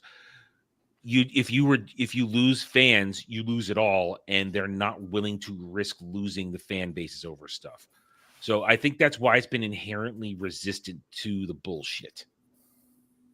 I mean, I get what you're saying, and I don't disagree with that on the surface of it, but I've also seen things from like Capcom, for example, with this newest Monster Hunter iteration and some other properties that have started kind of leaning into Western shit. And I don't know if it's in the Japanese versions of the games, but it's certainly in the fucking Western versions. You're right. And that's a problem, because they're just barely scratching the surface of what we've already gone through. Well, maybe they'll skip it entirely for the most part. Now that they didn't skip bell bottoms, and they should have. Yeah, they should be ashamed for that shit. That's before the internet. All I'm saying is this: I like Samuel. I have been waiting forever for Suikoden to rise again. 20 years. Suikoden 5 came out in 2004 or 5, didn't it? Really? Yeah, you're right, man. Yeah, it's been 20 years, and we've been asking for Suikoden 6 for at least 10 years after that, but then we just kind of gave up because Konami told us it was never going to fucking happen. And the dude is dead. The series was still alive then. Yeah. So. Now he's dead. So no matter what, I'm going to enjoy the remasters over the next month or so. I'm going to enjoy the hell out of them. I'll be streaming them both. As Sammy and I were discussing last week, when we get to Suikoden 2, when I start that, it'll literally be like almost a 12-hour stream, because the 7-8 hour rush to get Clive will happen, and I will not stop. You will watch me barrel ass through the first parts of the story so I can get Clive. Now I'm gonna have to review everything to make sure I don't F up. But I'm allowed to do that because, like Samuel said, this game's well over 20 years old. I've played it many times. I'm allowed to refresh my memory on shit. It's not like I'm first one came myself. out in 96, I think. Yeah, it's almost 30 years old. Yeah, so that'll be a fun time. So I want this to be a success. I want to be happy. This is one of the two things I'm most looking forward to in these early months of the year. And I want to have fun with it. I'm going to have fun with it. Nothing's going to stop me. It's going to be great. And I'm going to get my physical copy next week so that nobody can ever take it away from me again. I will probably get the digital version of the remasters because I still have physical copies of every other game that is in the series. And the only one I have left is 5. I don't have physical copies of the other ones anymore. So I have 1 through 5 plus Tactics. I know. I think I still have 3. Edition. I think I still have 3 too. I sold my 1 and 2 at a very low point where I needed money and they were worth a lot, so I sold them. Speaking of 2, especially that one was there weren't that many copies produced. It's hard to get. It was in its original case, completely, barely, still new. No scratches on my disc. The case was intact. So the booklet, the instruction manual was there. No dings, no nothing. So, so I've always said I want to replace it, and now I'm going to get to replace it with the nice HD remaster. So I'll be very happy to have a physical copy again. All right, now it's time to suffer. Now it's time to make you suffer. Well, Bug, I am glad you're here because I thought I was only going to have to rely on Samuel for some of this, but I have a comic book thing here. Oh, We've got a topic. Let me just refresh it here so I can get all the proper pictures. We all have zero faith in the MCU. Oh boy. And but that doesn't stop Screen Rant from trying to tell us that there are 10 unused Marvel superheroes that need to be in the MCU. Oh, there are hundreds of unused Marvel superheroes. What are they fucking talking about? 10. They're just using the ones that no one fucking wants, man. Let's go down the list. And now that like I said, I'm glad Bug is here. It means I don't have to carry as much water on this one because Bug is here. Oh wait. Oh no, thanks. Just keep reading. I'm not logging into your stupid thing right now. All right, number 10, Beta Ray Bill. Everybody jizzes their pants over Beta Ray Bill. Well, he's not. I mean, okay, I'll be real. Like, he's not the greatest, but he's kind of there's an appeal to him, you know. He's just like an alien that's trying to find a home for his people. He's like stuck on a planet, and he picks up the hammer accidentally, you know, and suddenly he's got Thor powers, you know, and along the way he becomes kind of like a friend to Thor, and eventually he just kind of gets assimilated into the Thor like lineup. You know, probably his best thing he ever got was like Planet Hulk, but that was just because that movie couldn't use Silver Surfer because of the Fox rights. You know, so I mean that was probably his best like outside of the comics interpretation he's ever gotten, you know. But I don't know. I think they've already referenced him in the MCU though. Stormbreaker is his. Yeah, but that's kind of the problem. You can't really throw him in. You can't do anything with Beta Ray Bill unless you want to like fucking go reboot, because you reference Stormbreaker, you kind of used up the character that happens to have the similar powers as Thor with Jane Foster. You already used up that fucking card. It just, while it would be cool to see Beta Ray Bill, there's a whole lot of hoops you need to jump to make that even be proper. Yeah. All right, and they end up going the same route that they did with Gore the God Slayer, and make him more human looking and not as alien as he actually is. Oh God!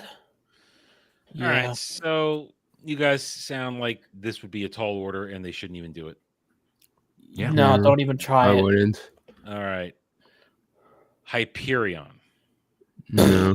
No, not the Squadron Supreme. Okay, not any of them. All right, like they were Marvel's like satire parody version of the Justice League, you know. And if there's one thing that current MCU cannot do right is satire and fucking parody.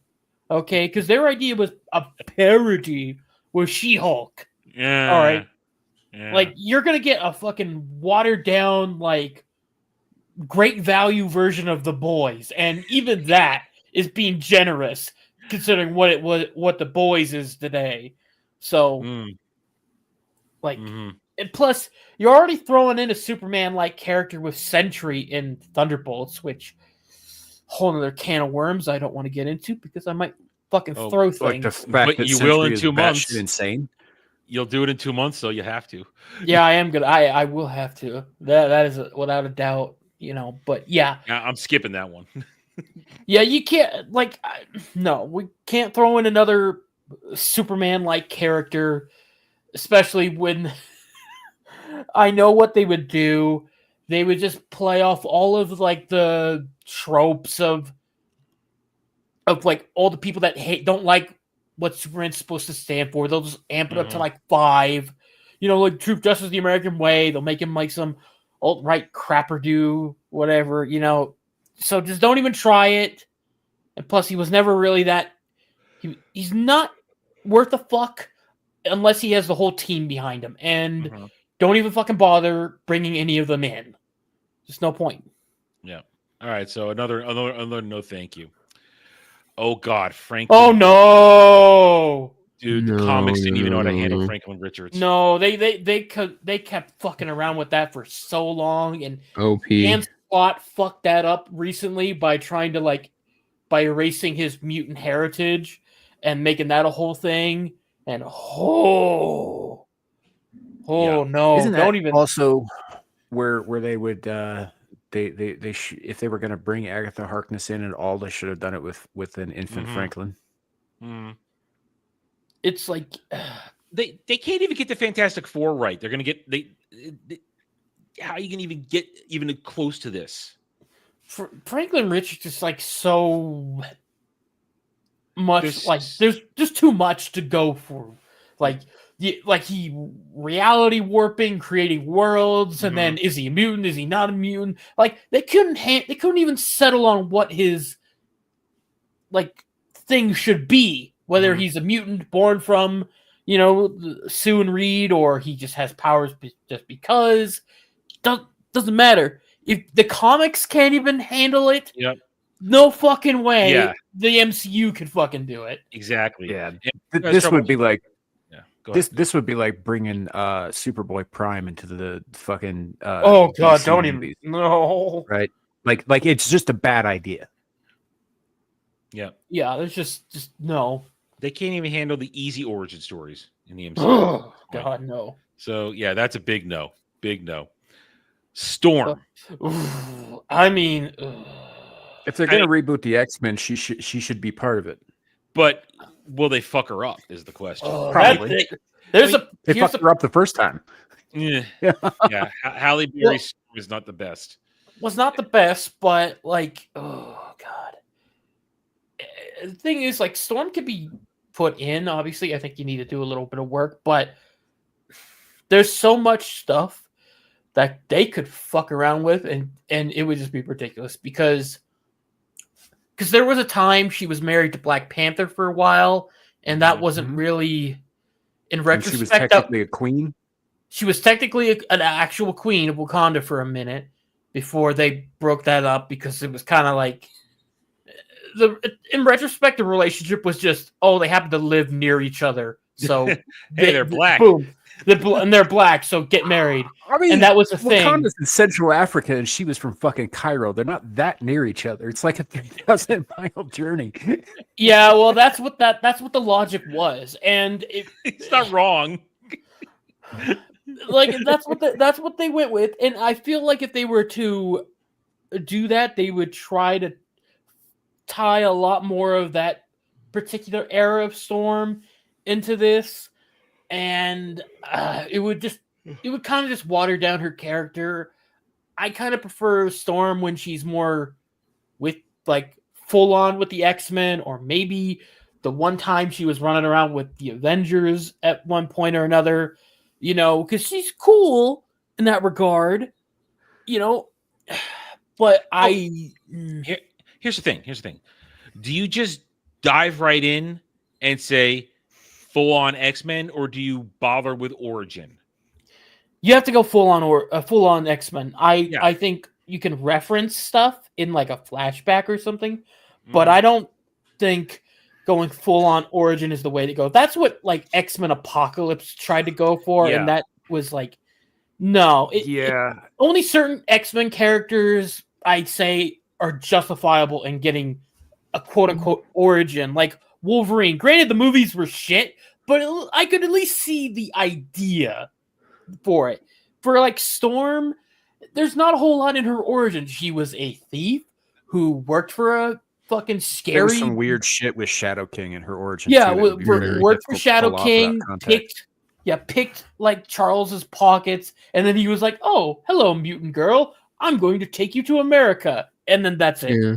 He's all like, "Hey, little black child, I'm gonna battle with this insane beast in the psychic plane." You know. Hey, little black child, I'm gonna raise you. Like, if you ask me for what would be the ideal way to put her in, I would put her in a proper X-Men movie. If you want to make it be like a big surprise, make it be like kind of like what they did in the comics, where like the original 5 got kidnapped. And Charles is like, "Oh shit, I need to call in some backup," and he calls in Storm and Wolverine and Colossus and etc. Those big guys. Yeah, they're not going to bring Colossus back as cool as he is because he's fucking Russian, and politically that's just not happening right now. Yeah, but the Deadpool movies did him. That's like the best Colossus in the Deadpool movies. Yeah, sure. It was so good. So you know, but go ahead. If I were to do it myself, like.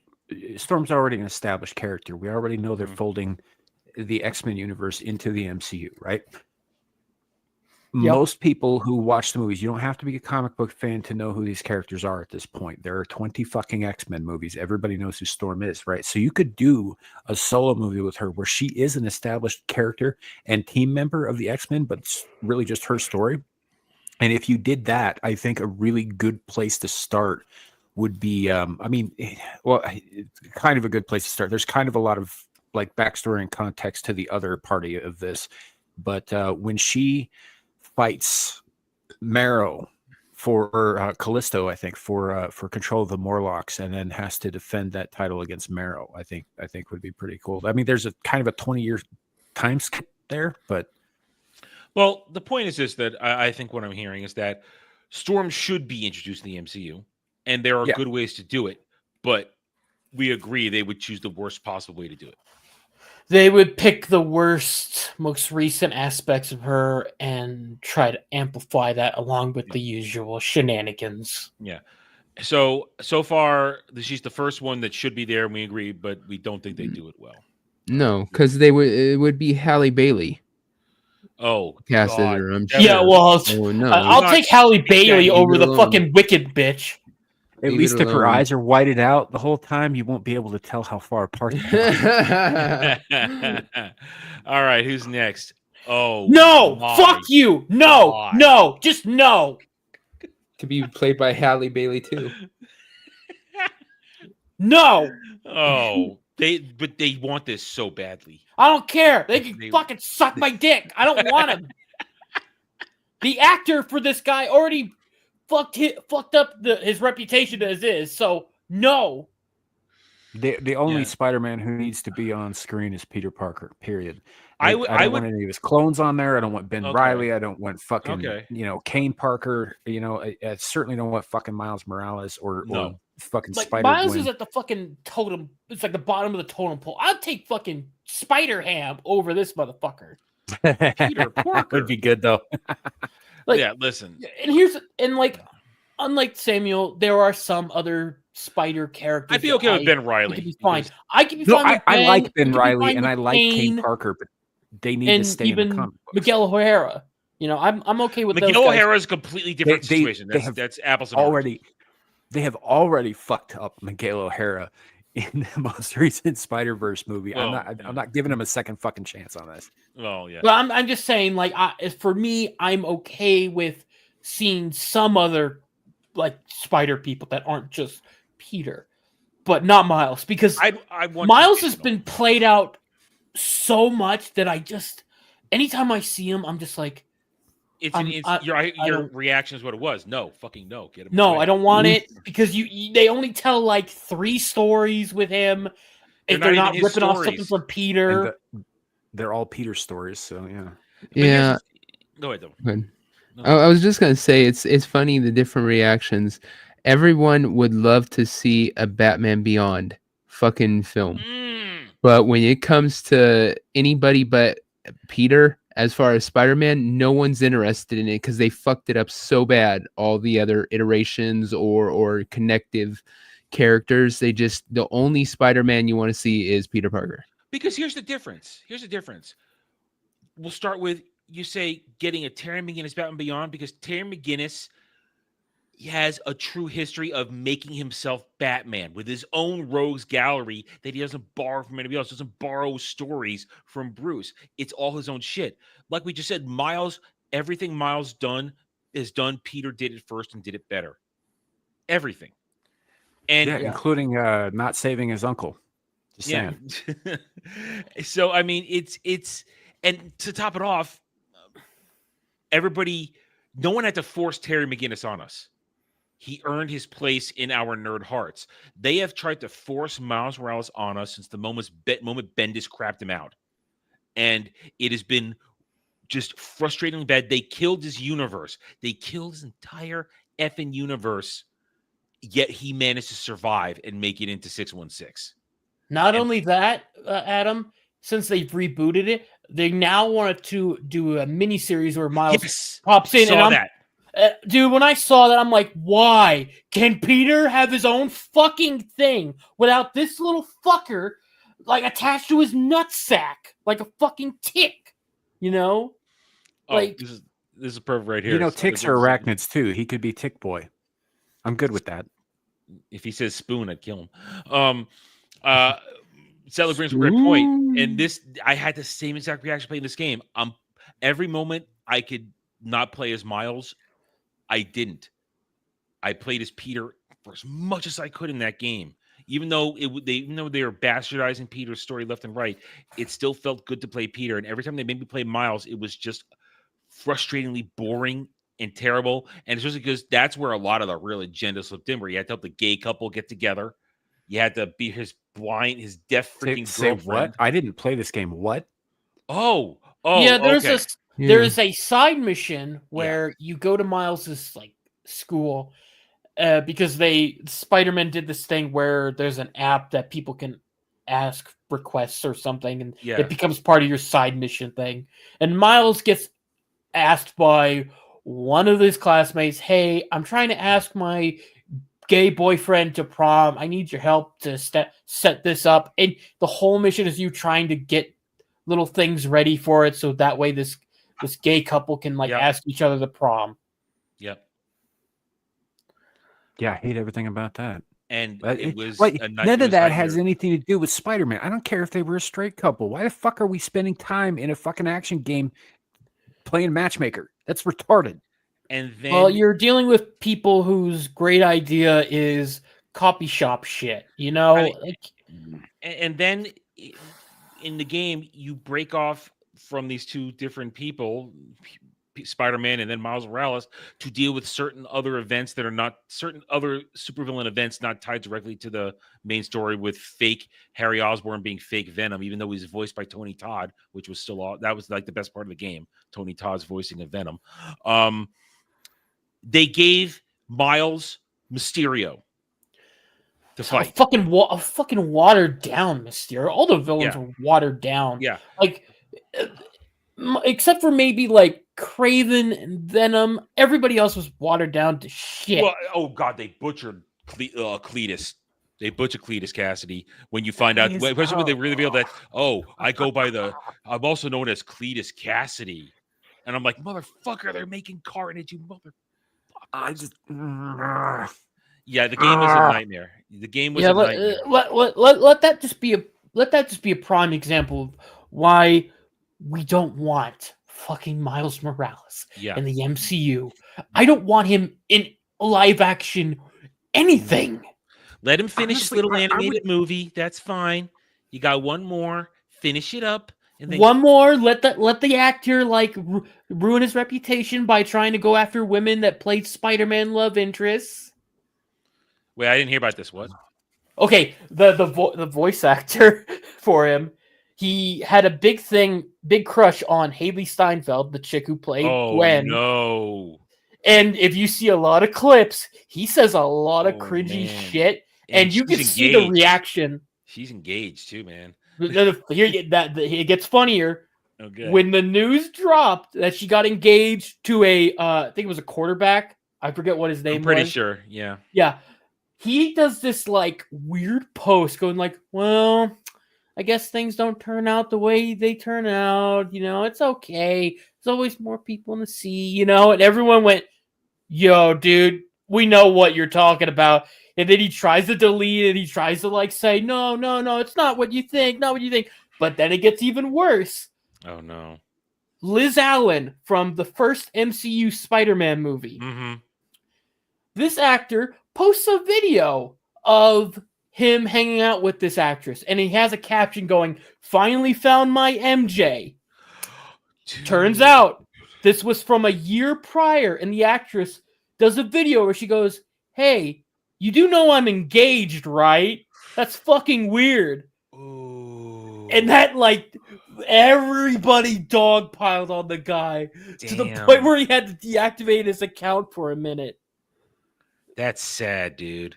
Like, dude, you were not only were you intentionally trying to go after women who played Spider-Man love interests, you became the only person that played a Spider-Man that never got anything from a Spider-Man co-star. Because everybody had it. Tom Holland got it.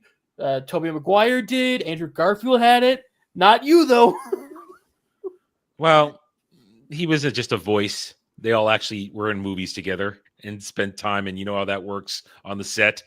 Things happen. That's sad, though, man. That's sad. Yeah, he tanked his rep as Miles like in seconds when that shit started getting out. Oh like, man, dude, I wish I had the clip, but like there's like an interview he's doing with Haley, and he's like saying all this sappy shit, and she just gives him this like look of pure fucking annoyance and disgust. Like, really you're bro? saying that shit in front of me right now? Can we fucking not? Yeah, stay in friend zone, pal. Stay in the friend zone. You're not getting out. Oh, that's no, it wasn't the friend zone. He got sent to the fucking shadow realm. So yeah, if there is one universal thing that everybody will always say, if you're not an ideologically driven stan, is Miles Morales is Miles Morales, and nobody wants him anywhere. I mean, have you heard the latest thing from Spider-Man 3 video game where Yuri Lowenthal came out and said, "Yeah, don't worry, Peter's not going to be sidelined. Doesn't He's not matter. Relegated to the couch." Interesting choice of words. I would have said, is he relegated to being pinned under a fucking fridge? All I'm saying is that it doesn't matter what Yuri says. Everybody is. I'm not touching that game. I gave this one a chance. I was going to give it a chance, and all 3 strikes happened in one game. It's out. I am not spending money on another Insomniac Spider-Man game. I'm just not. I'm not. See, and I actually kind of I did play the first one, and I did enjoy that game for the most part. Except for the 2 moments where you had to play as both Mary Jane and Miles. Aside from that, I was actually rooting for fucking Rhino in that scene with Miles. Those are the worst parts of the game. Other than that game is it's a masterclass in a Spider-Man story and also gameplay. It's incredible. I mean, when I first fucking impeccable. When I first played it on my own, and it's you sort of see a similar thing when I did my replay. That first time when you're in Act 3 and you have to deal with the Sinister Six and you have to double fight Electro and Scorpion. That fight it's Electro and Scorpion, right? In the double fight? It's Vulture and Vulture. Thank you, Vulture. Sorry, Vulture. It was later on with Scorpion and Rhino in the second fight. Yeah, sorry, Electro and Vulture. My God, the first time I played it, I managed to not lose it the first time out, and I was playing on hard mode, not superior mode yet. But that was an epic fucking fight, man.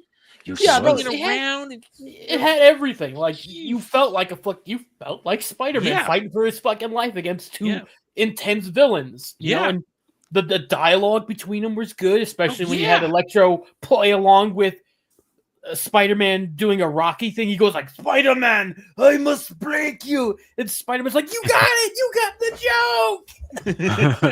joke." So that game was epic. I have my physical copy, so it's not they don't transform into Tom Holland. If I ever want to play it, it looks like it originally looked, not like Tom Holland Spider-Man where they redid it for the face. So I love that game. I think 2018 is one of the best superhero games I've ever played because I love it. And yeah, I enjoyed the hell out of it. Yeah, even the DLCs. Oh, the DLC was great. I mean, man, I freaking completed the whole thing, all the side missions, everything on that. But I have this like fucking bad memory because when I first moved up here, I had the game for a while, and I was all, when I first moved up here, I was all, I don't got much stuff. I'm gonna get back to playing games. And so the first one I chose was that one because, like I said, I had it for a while, just hadn't got around to it. And I got to the fucking mission where you're supposed to take a picture. It's the tutorials. And it's all, take a picture. And I hit the button to take the picture, and it's not taking it. I found out my fucking remote fucking gave up, and that button wasn't working. Controller was dead. Yeah, and so I was so pissed because I didn't have nothing to watch or nothing. So all I had was that PlayStation. I was like, motherfucker, I can't even play games. And so I fucking chucked the thing like it broke it all the way. So yeah, kind of a bad those games were great. I loved them. I love that game. It's great. And because of the goodwill, I was, even everything we heard going into it, I was like, okay, I'm going to give 2 a chance. But gameplay, 10 out of 10 in Spider-Man 2. Story, 4 out of 10. Yeah, that was. It's like fake Venom being fake King in Black. It's got Harry Osborn is Venom, which is just retarded. And then of course all the Mary Jane and Miles stuff. It's just dog shit. It's just all dog shit. So, all right, fuck Miles Morales. Fuck him. Fuck him. Wasn't just real quick? Wasn't Scream in the second game? The Scream symbiote? Yeah, that was Mary Jane. Yeah. So why is Scream in the game before Carnage is the thing? Because Carnage was Venom's firstborn child. Scream doesn't come along until like Lasher and it didn't matter. And all those guys do. Because in this one, like I said, it's like fake King in Black, where the symbiote is just giving birth to symbiotes all over the place. Yeah, they just kind of. Yeah, that was also something that happened with fucking Carnage. Yeah.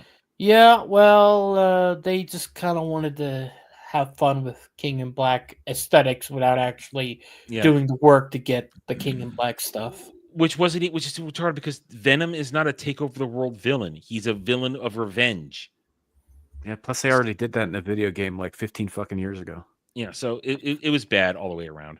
So, but they're gonna get Miles Morales in there somehow. They're dying to. They have to. It's their goal. Nova.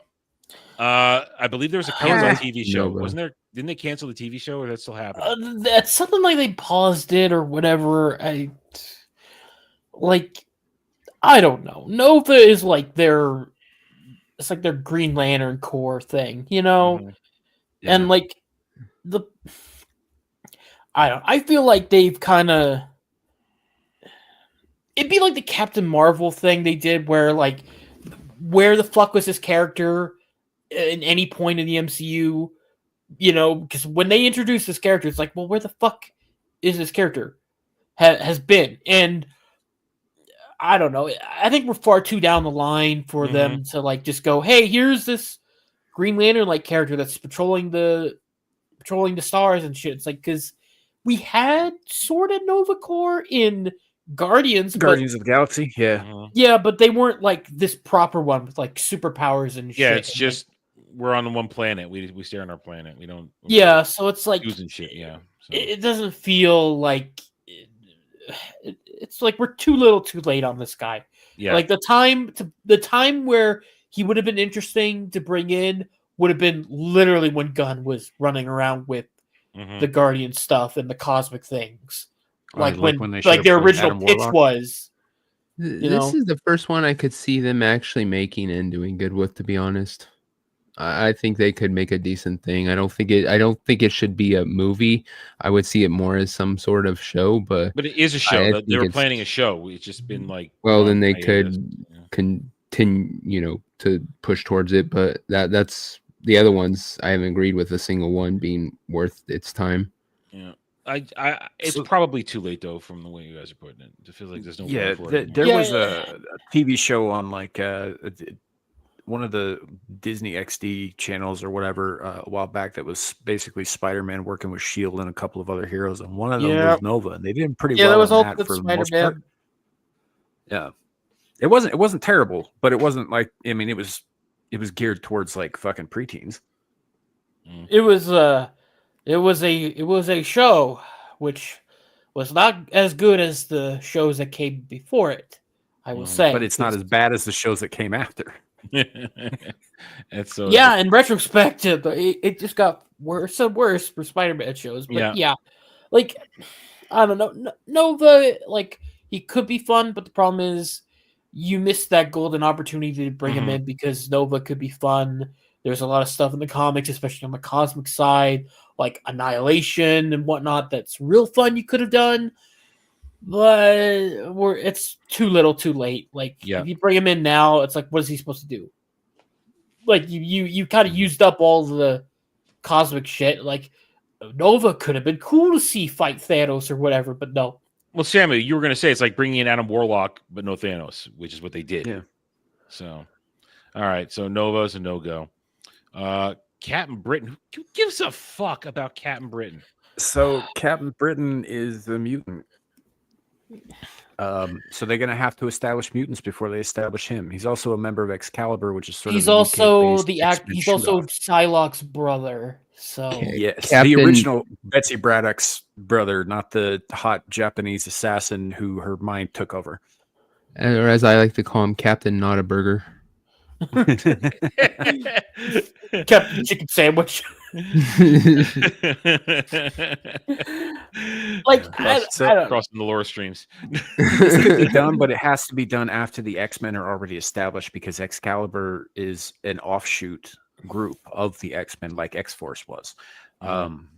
You know, so or like Alpha Flight, for example, it only really makes sense in context with Wolverine himself or in the overall world of the X-Men. So you have to establish the X-Men before you start bringing guys like this in. Yeah, there's just and they you need to do a lot of like prep. You can't just throw this motherfucker in and go, okay, he exists now. It's like, wait, and no. The one thing current MCU doesn't do is prep. So well, fuck no. Yeah. They do that. They just go in raw, no lube at all. Nope. All right, so it's already fucked up. All right, number 3, Ghost Rider. All right. Okay, now this so they keep fucking that guy up. Let's stop with Ghost Rider at this point. Like they fucked him up in the Nick Cage movies. They fucked him up in Agents of S.H.I.E.L.D. Hell, they went with the wrong goddamn one in that one. Like they can't do Ghost Rider correctly because there's just something about. Like, first of all, they got to get into discussions about heaven and hell, which they obviously aren't fucking cool with because they cut Mephisto out of everything. The WandaVision thing entirely when he really shouldn't have been. They didn't cut him out. Dumb bitch didn't. They just didn't know. Dumb Jack well, Schaefer didn't know who the fuck he was. But he should have been a part of that. And you know, well, like that thing should have been, yeah. And he's essentially MCU's Satan. Right. So if you're going to get into Satan and things like that, you're going to have to start talking about some things that Hollywood doesn't want to fucking talk about because there's religious basis here. The problem is, I think, for one, it's they don't know which one to whip out for Ghost Rider because you got Blaze, you got his brother Danny Ketch, and then you got fucking Robbie Reyes, the modern one they want to throw around when they can. He doesn't even ride a motorcycle. He drives a muscle car. It's not the same. Yeah, but so it's like you're already kind of fucked with like, okay, which one are you going to use? Because that's going to determine a lot of factors. Then you have kind of like what Samuel brought up. It's like you got to now acknowledge heaven and hell. But we live in an era where fucking morons who are writing stuff like that go, well, vampires are not afraid of crosses because of God. They're afraid of it because of a right angle. Fuck you, Adi. Fuck you and your shitty Castlevania. Yeah, how in the hell are they going to write a penance stare in when they don't believe in the concept of sin? Yeah, point. and then it's like Ghost Rider is a dark fucking character. Like he deals with dark shit, demons and whatnot. Like modern MCU can't even like tackle a fucking serious moment without going, ha, joke. It's like, no, just stop. Like. Yeah. They're not going to get the power levels right either. They're going to nerf his ass. Like this, you're talking about a dude who could fucking stare Galactus down. Oh yeah, that was a good scene in the Fantastic Four show. So that's the point. People want Ghost Rider, but they wouldn't get Ghost Rider. Is the problem? No, because there's too many factors that would they would see him as like way too hardcore and edgy, and they would either go for sanding him down to where he's lost all the appeal, or they take the Reddit route, which is what we got with Castlevania. All right, well, so we want him to probably stick a chick in it and make it gay. We want Ghost Rider, but we're not going to get it because you guys just listed all the proper points. The lore is too controversial for current day Hollywood because it doesn't jive with their beliefs. All right, whoa, what is that? Okay, ads. Kazar, I don't even know who the fuck this is. I do. He's just Tarzan. He's Tarzan in the Savage Land. He's Marvel's answer to Tarzan. He exists in the Savage Land, which is dinosaur-riddled. Okay, I know it's Savage in Land. the center of Antarctica. Okay. Yeah, so like this guy, he goes around beating up fucking dinosaurs and the mutant Sauron. That's like his whole deal. Yeah, he like I am no one's asking for this. Like no one cares. I only know of this character because of his other supporting character, Shanna the She-Devil, because it's just a hot, big-breasted blonde in a fucking fur bikini. Like, that's literally, go Google it. You could fucking, you will see, like, that's the only reason I know of this fucking character. And it's just Tarzan with a pet saber-toothed tiger. And it's like... Yeah. Boring. It's boring. It's like just... Boring. Like, I'm sorry. Well, it's fine if that's what you're into, but he's not on the level of the rest of these characters. Yeah, no, like Storm, Ghost Rider, like, yeah, I want to see that kind of shit, but this guy, no. It's like it's the equivalent of fucking Agatha getting her own show. It's like, which who happened? The fuck was asking? Well, this is like Kraven the Hunter if he wasn't such a Russian dick, essentially. Oh yeah, where he's like sneaking around people that and also literally right behind him, they don't hear him. Right. So there's no, they've already basically done somebody who more or less has the same abilities and whatnot as this guy. Second, like Buck, you're absolutely right. The only reason I even know who Kazar is because I read Spider-Man and the X-Men have encountered him a couple of times. Yeah, like he's not a draw. He's only there if you want to bring the Savage Land shit into it. And that's rare. Only one reason we want Savage Lands, that would be Savage Lands Rogue. That's the only reason we want Savage Lands. No, I disagree. There's a very famous scene with Sauron, the mutant who turned himself further mutated into like a psychic pterodactyl man. Yeah. Oh yeah. And there's a scene where Spider-Man is like, after he's turned a bunch of humans into dinosaurs, because that's what he wants to do, right? He just starts gene editing people until they become like fucking Triceratops dudes. And he goes, Spider-Man's like, why? What you can just gene edit on the fly like this and you just use it to turn people. You could cure cancer, man. What are you doing? And he's like, but I don't want to cure cancer, Spider-Man. I want to turn people into dinosaurs. I love that fucking scene. That's a villain. Savage Rogue though. I want my titties. Anyway, all right. So number one, Baldur the Brave. Oh, come on. Why are you even going back to the fucking Asgardian well? They've already destroyed the Asgardian well is Asgard. Truly. It's dry. It's empty. Point. It's blown up. Like you used Baldur should have been in the beginning if they were going to have him at all. Yeah, like no. Why would and what's he going to do? He was never that fucking big of a character. He was a supporting character to Thor on occasion. He always showed up with Lady Sif, and Sif they sidelined the second that Jane came into the thing. So there's no reason for him to be in these movies at all. But aren't you interested in another Taika Waititi?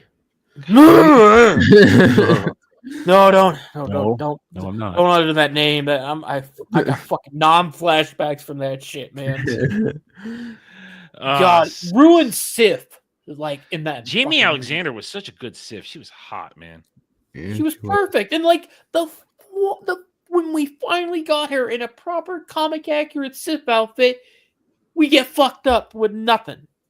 So loses an arm, and then she's making a joke about how she's gonna go to Valhalla, and then she doesn't, and it's like, oh my god. And then we get her back so she can kick Loki in the nuts over and over again.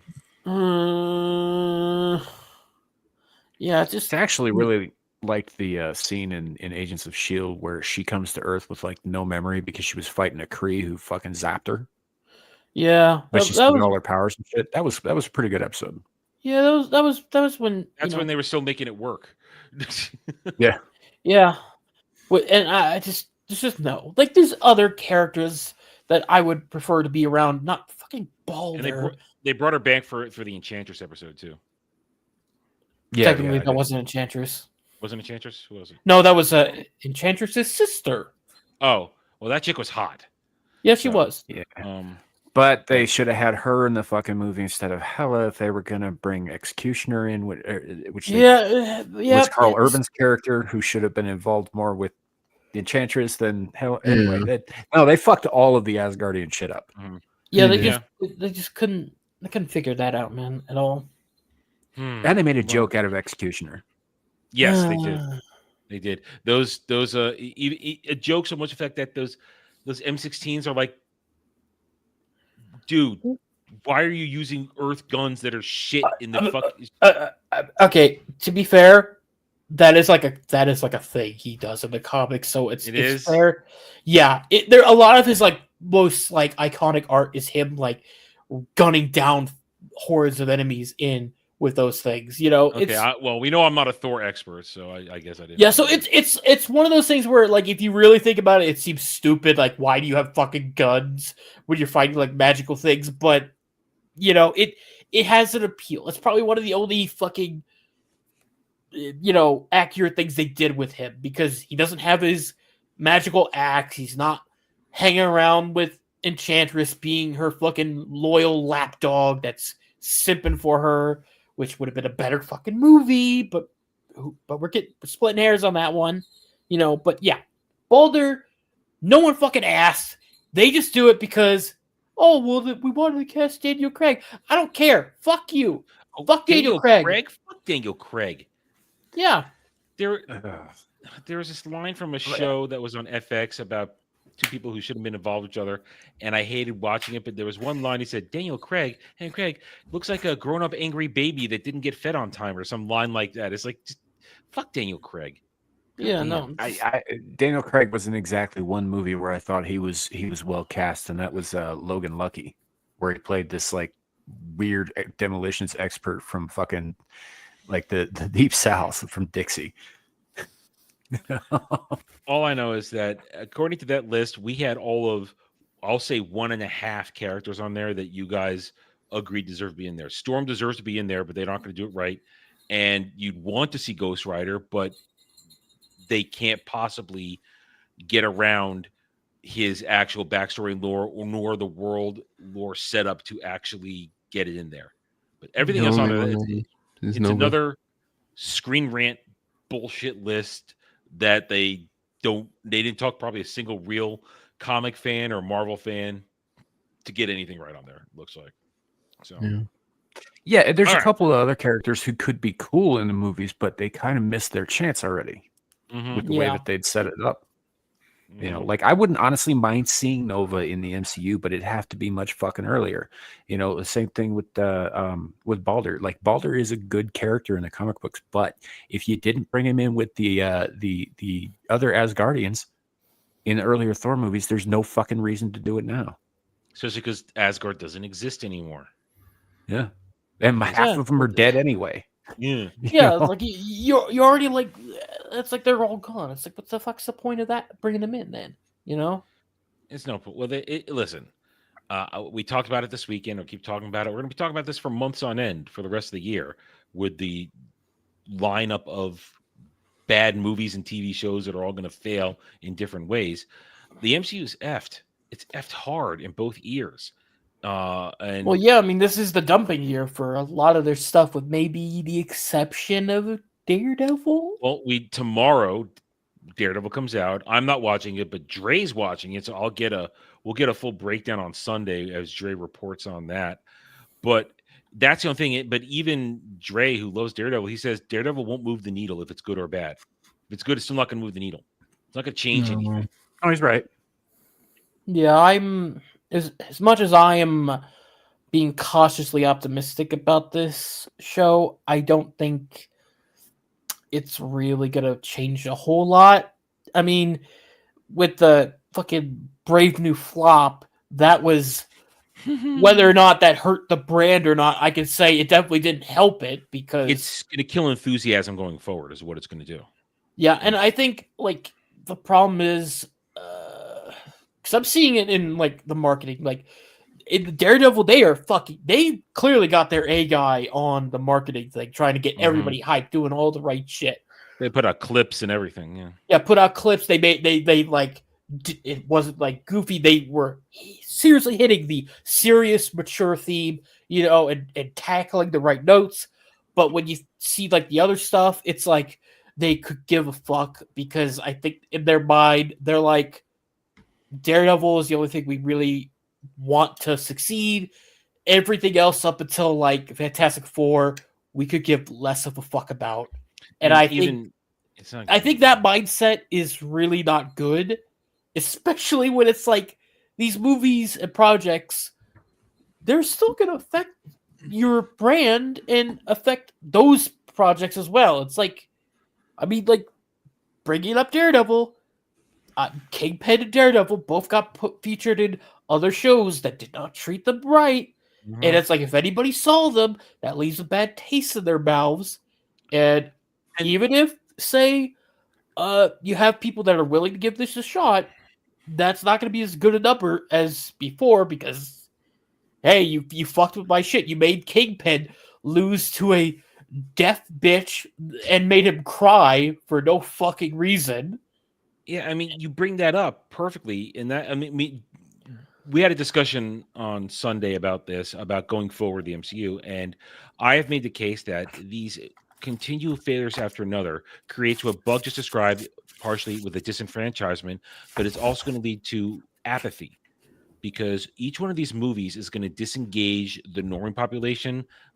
The real fans were gone already. They're all going to fail one after another. And do you think there's going to be no proper enthusiasm or engagement when they get to Doomsday next year? There's nobody's going to be hyped for this and there's a point I should have brought up yesterday. You're calling it Avengers Doomsday. We just fucking learned in Brave New Falcon world there are no Avengers. I mean, and that just essentially just tells us that the last two phases were for fucking nothing. Mm-hmm. Like, we've been doing fuck all. Well, remember, it wasn't originally going to be Doomsday. It was going to be Kang. Well, yeah, but so they've rewritten all this shit. Yeah, we was Kangs. Yeah. So, but like, they're not. Yeah, gonna, like there's two nobody wants. Two phases dedicated to trying to whip up a bunch of characters or variations of characters that no one fucking likes. Mm-hmm. Either new ones that are fucking bad from the get-go or bastardized versions of characters we did like, all to set up to this. And honestly, the excitement is going to be dwindling with this because these are all projects, with the exception of like Daredevil or whatnot, that were made back when they were still huffing their farts and thinking that nothing. Williams. Oh God! Don't remind me of Riri. It's coming. Coming. I don't like it that it's coming. I hate it. It's coming. I hate it. I'm gonna have to like. Oh God. I mean, I like. Well, Vision Quest. I don't know what Vision Quest could be. That could be. I like Terry Metalis, but I don't think he can. I don't think he's able to do shit with this. I don't know what Vision Quest could be. I had to wait and see what that fucking goes out. But Ironheart, like, I can already feel the headache I'm gonna get. They're gonna dump it in the dead of night like they did with Echo. I bet. Oh God, I hope they're gonna echo that shit. I hope they. What is it? 3 years old? It's 3 years old, isn't it? At least 3 years old. More. They've been holding on to that one for a while. It's been 3 years since Black Panther 2, and which is where they kind of introduced her. But they've been talking about it for 3 years before that, practically, that they were going to do Ironheart. Yeah, and like, and I'm gonna like probably have to hear the dumbest fucking shit from the Twitter fans that want to try to defend it when I bring up the facts and logic of it. It's like, no, this bitch is like literally committing crimes and assaulting people to fund getting her own suit. And it's like, well, Tony was committing crimes. No, he wasn't. He was selling weapons legally to the government. And then when he built his suit, one of the first things he did was, no, I'm not selling weapons anymore. And then that was it. Yeah. Just bring up the fact that she also culturally appropriated from a porno. Oh yeah, which is weird. It gets really weird when you think about it with Bendis, because some interviews they ask him like, what you based the character on, and he's like, well, I wanted a character that my daughters could see themselves in, and it's like when you combine all that, it's like, Bendis, do I need to look at your hard drive? Because I mean, if you're saying, oh, I based it off of my daughters, and I was like, but this is very similar to a porno from like a couple years before this character came in, so it's like, do I want to know? An award, very very weird. Can't Japanese quite confirm it, but it's video. But it's an image. The MCU is so fucked. It really is. I mean, yeah, we are. This is literally the dump year but there is no amount of anything that's going to save for Doomsday or Secret Wars. And I'm going to be honest, if what we're hearing about some of what they're going to do with the Spider-Man 4 movie, that ain't going to be received well either. If they are going to fuck around with that too, because everybody was kind of happy that Peter was going to get grounded and be more Spider-Man and not Iron Spider-Boy, but they might just fuck it all up to keep going. Because there's a thing, we were talking about this yesterday in terms of, like, let's say the first trailer for Doomsday. I think it was Jed described it as a moment of, because I was saying they need to keep freaking RDJ's face covered for him to be Doom. They can't show his face, because Doom don't take the goddamn mask off. But they said, no, they're going to take it off, and it's going to be a back and forth. And then you're going to hear Tom Holland go, Mr. Stark? And it's like, ugh. They probably will do shit like that. They probably will. It's very possible. Who knows? Because obviously Marvel's gotten desperate. I mean, with the fact that they got the Russos and RDJ, which that is desperate beyond $80 million just to get RDJ back in. So I am very happy that this movie's being filmed in England, because we're going to get the budget. Oh yeah, they won't be able to hide it. Yeah, that's gonna be wild to see that budget. But I mean, RDJ alone for the first movie is now $40 million for just him all by himself in the first movie. Yeah, and but yeah, so I don't know. They have a lot of, even with, say, Daredevil comes out, probably one of the best things that the MCU's cooked up in a long while. That it could stand side by side with the Netflix one, which I doubt it's going to do. I don't think it can match it. I think it'll probably be just okay if I'm being hopeful. That's probably my best guess. Best case scenario, it's just okay, but not as good as Netflix. I've heard early comments on not bad but boring. I've heard some characters are bland and some stuff from Matt's character are downplayed. Now I can't. I've heard they downplayed the religion stuff. I've heard they're going to downplay the religious too, aspects. And I can't really. Well, you won't know until you start watching it tomorrow. Yeah, so I'll have to find that out. But who knows? I'm not going to be watching it, so I'll be curious from you and Dre and others who I might check it out. If you watch, I'll be curious on how it's going to be playing out, because and I hate to say this, it pains me in every fiber of my soul. I'm with Dermy. I have never been a Daredevil fan. I don't really enjoy Daredevil, so I don't care about Daredevil. So that's fine. Yeah. That's fine. I understand that he's a character that not everybody can get into. There's reasons for that. Oh, my whole life. So yeah, I totally get that. There are some characters I'm not I see that other people like, but I'm just I'm not really in there with you, guy. But Daredevil's fun for me, and hopefully the show is good and doesn't fuck up Daredevil. Yeah, I don't hate him. I just don't enjoy him. Yeah, no, I totally get you there. Yeah. But say, Daredevil was good, it's definitely not going to really push the needle one way or another. Nope, not at all. With it and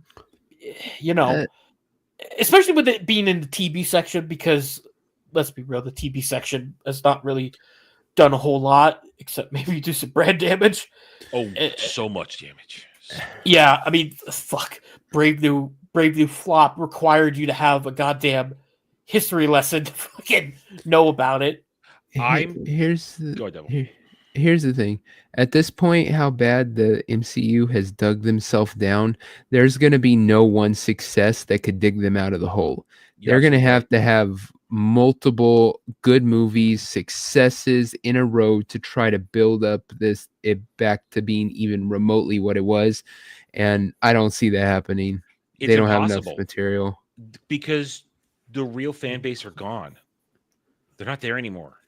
Yeah, and like even if I know a lot of people have been speculating that once we get around to Secret Wars and shit that they'll start fucking around with the reboot button. It's like, okay, that would definitely alleviate a lot of issues we've got with the MCU, but the problem is if it's the same cooks in the kitchen, I don't expect the new meal to be fucking worth a fuck to eat, you know? Yeah, and if you reset it, it just shows you that if you do reset, it makes me, let's say I was still invested. Okay, let's play a game. I'm still invested. If you hit the reset button on Secret Wars, and we're talking fake Secret Wars, not real Secret Wars where Peter gets the symbiote, not the real thing. Yeah. Fake Secret Wars, we're with God Doom. You just told me, if I'm still an invested person, that my past nearly 20 years, or it will be 20 years by the time Secret War comes out, 20 years of investment from Iron Man to Secret Wars, you just invalidated all my investment by resetting everything. It'd be worse for me because I've watched, I think, practically almost everything, even like the TV shows they had when they were sort of toying with the idea of, hey, we'll have them connect together with like Agents of S.H.I.E.L.D. and whatnot, but then they weren't. Well, I was still buying in back then, yeah. But what I'm saying is, you just said it's all a waste of time when they could have just said, hey, let's not be stupid and recast and not try and fuck around. Go ahead, Devin. Well, here's the thing: is it would be the biggest mission of a fuck up? Admission. Yeah, exactly. You're admitting you've fucked your shit up completely. On top of it, anybody you cast in those roles, if you try to reboot freaking Iron Man, you try to reboot Captain America, whoever you put in there, even if you put them in as the proper characters, like, you know, instead of Black Falcon, you know, having actual Captain America, Steve Rogers, whoever you cast, they're going to automatically get compared to the originals that we've seen. You're not going to find better person to play Iron Man. You're just not. You know, I just don't see them. It's not going to reset it into a successful thing. You're just going to get people comparing them and going, yeah, this isn't a good casting, or it's not as great. And if they do recast, you know fucking well they're going to go Nazi Cap. They're going to go Hydra Cap. They're going to say, fuck all you chuds and nerds. We're going to give you the cap. Well, I don't even think we're going to get, like, I think that's going to happen before the reset, because I think Is there time? I don't know. Well, here's the thing. They could, well, the fact that it being Secret Wars, they're back to back though with Avengers. There's nothing in between them. They're going from Doomsday to Secret Wars. There's nothing. Yeah, but here's the thing. Secret Wars, the shitty one, is a culmination of multiverses where you're right. It's all the different parts from I mean, in that fucking comic, there's Doom literally controls a small army of Thors that he uses as his own like police force. So they could easily whip out Hydra Cap and do some fuckery there, you know, whatever. You're right. Like, you're right. It's a good point. So we probably wouldn't even have to wait for a reset. Now, I would say, now that's just if they are going to do it or jump into it. Maybe, you know, maybe if they want to play around with the idea, oh, let's have Sam fight the Nazi Cap or whatever. Or maybe with how things shifted with, you know, how the election went out, maybe they'll do something else. Who knows?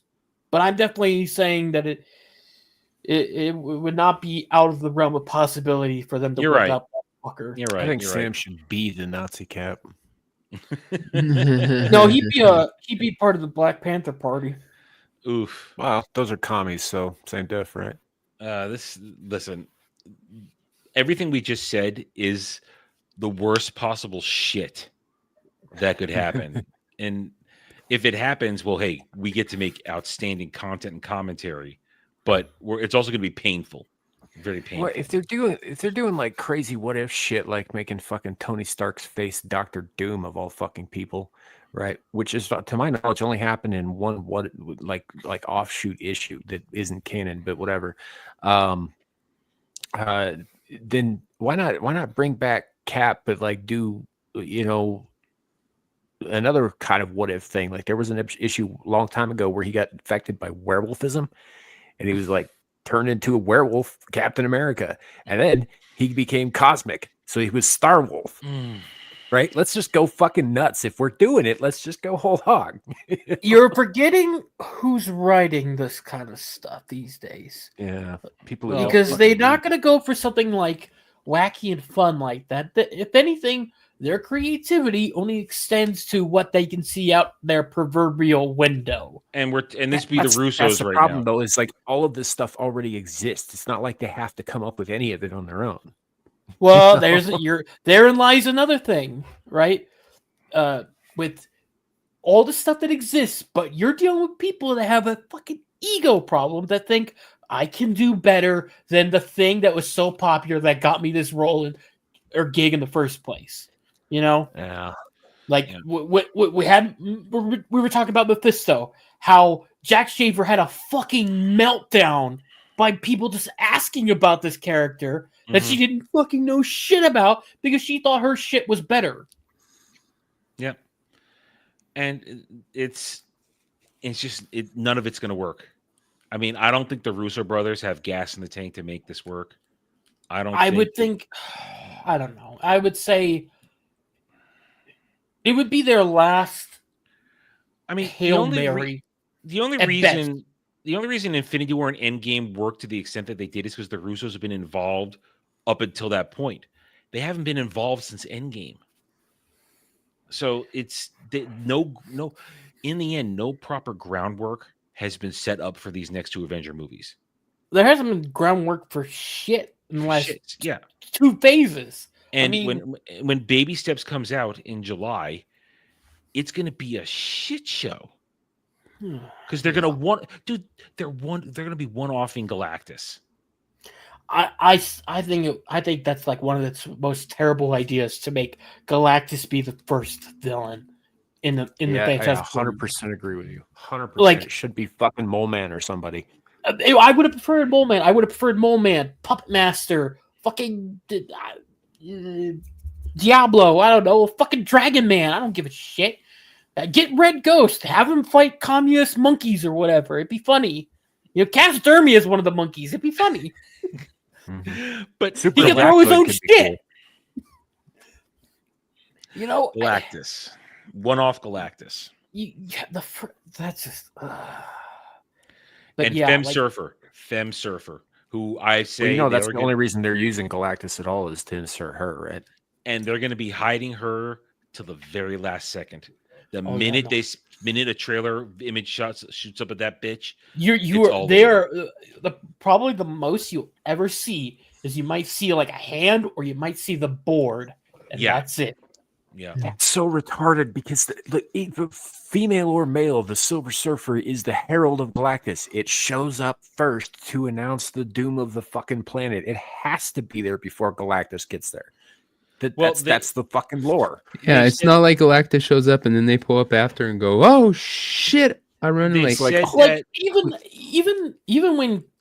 when Silver Surfer wasn't a herald, like Avengers, Earth's Mightiest Heroes, their final episode was Galactus showing up, and the thing was he didn't show up first. He had all of his heralds show up that weren't Silver Surfer.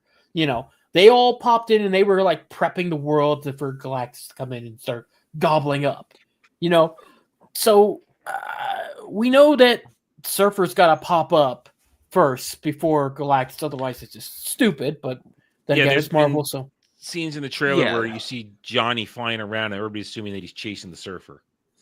See that's it have to, and the reason I say this is because of the way that the Surface origin worked. Norrin Rad, or in this case his fucking wife for some fucking reason, but Norrin Rad was more or less like human mortals are on his home world. They were a little bit different, but mostly they were just regular humanoid people. And he offers himself up to Galactus to be his new herald, and is granted a portion of the power cosmic, which is innate to Galactus. And that is the only reason he is the Silver Surfer at all. Otherwise, you'd just be a dude with a dead planet. Yeah, and like it's just like he did that to save his world, to be like, hey, look, I will find you other worlds to gobble up. Don't gobble up mine.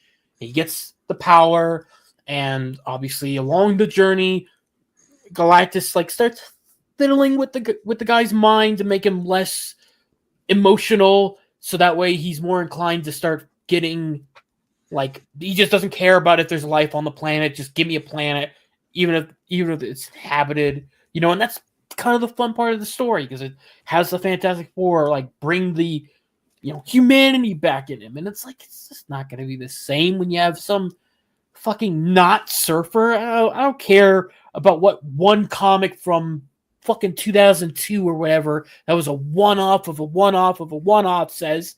That ain't fucking Silver Surfer. And I guarantee they're not even going to get the power cosmic right. No, they won't. Again, they're going to go back to the same problem that they have with Ghost Rider, with the power scaling, right? The power cosmic, the Silver Surfer wields a mere fraction of the power cosmic, and he is single-handedly more powerful than almost every fucking superpowered being on Earth. Mm-hmm. Yeah, he literally. Wait, no, that wasn't him. I was trying to remember who. I was trying to remember who ripped like Carnage in half in space, and I think it was Sentry, not Silver Surfer. Yeah, I'm pretty sure it was Sentry, but Sentry's batshit insane too. So I mean, that tracks. But Galactus is the only survivor from the universe that came before the Big Bang, for crying out loud, right? That's the kind of power levels we're talking here. They're not going to get this shit right. They're just not. Well, they're going to shrink him down. No. Well, shrinking him down is not the problem. It's the fact that.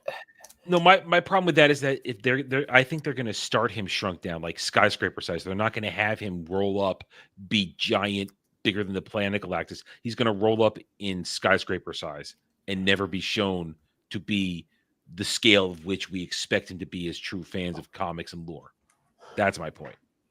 Well, I think my issue is because of the fact that he's going to be a first movie like villain. Those characters tend to be more disposable, especially when you think about early MCU days. Mm-hmm. How a lot of those first villains were just one and dones, except for Loki, the one exception, until they milked that to the fucking ground. Yeah. Mm-hmm. Yeah. So that's what I don't like. I don't want Galactus. They'll do to him what they did to Red Skull. Yeah, just kill him off, and then they'll probably reference. Oh, they'll probably just do what they did with Thanos, where they have it be, he was so cool, and then they only reference him when he's getting his ass fucking killed over and over and over and over again. It all stems from no respect and no knowledge. Well, and you get with this whole integrated universe, you come up against another problem that we found in the Eternals, right? Like this giant fucking thing bursts out of the Indian Ocean that's like a person, but it's the size of a continent, and nobody fucking noticed, right? Galactus shows up, and only the Fantastic Four notice. Well, it's going to be. Remember, it's an alternate world. It's a modern. It's a retro '60s modern world, is what it is. It's not even MCU Prime. Yeah. With that one, they have a little more leeway with it because it's more or less a clean slate. They're still going to that world is still going to be, but that world is still going to be destroyed by the time that movie's over. Because I don't know. Maybe Galactus eats it. Maybe that's the end of the movie. Well, rumor is Doom's gonna destroy the world. That's the rumors. Doom destroys the world. So everyone's cheering for Galactus, like the asteroid. Kill. Yeah, like if anything, I think what they'll want to try to do is I think they want to try to do a Days of Future Past thing with the MCU. Where they'll go crazy. They'll have this big event, all these characters popping up. Some characters die, some characters live, whatever. And then at the end, boom, they give it a reset, and then they fiddle with what they want to fiddle with, and there you go. Hell, I bet, given that Doomsday and Secret Wars are going to be a two-parter, oh, fuck, I think I predicted the ending for... Doomsday's the first one, right? Yeah, Doomsday's the first one, which will lead to God, Doom, and Secret Wars. Okay, so here's what's gonna happen. The Doom's gonna pop up. He's gonna start fucking shit up. Avengers are gonna have to go, oh, what the fuck's going on? We gotta stop him. It's gonna end where Doom is he acquires the power he needs, and they're gonna rip off fucking the end of Endgame, and it's gonna be like, I am Doom. And he just snaps his fingers, and then the movie ends, and it's like, oh, now you got to go to Secret Wars. That's what I think. I think they'll do that, but I think they'll still give a snapshot of the world he creates before they send it to Secret Wars.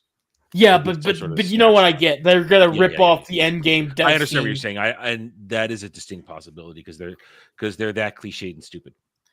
Yeah, because they'll think it's so iconic. Like, oh no, we're ripping out the scene where he died, but here he's killing the world and remaking it. It's like, oh no, make all the MCU stands all cool. over Tony's arc.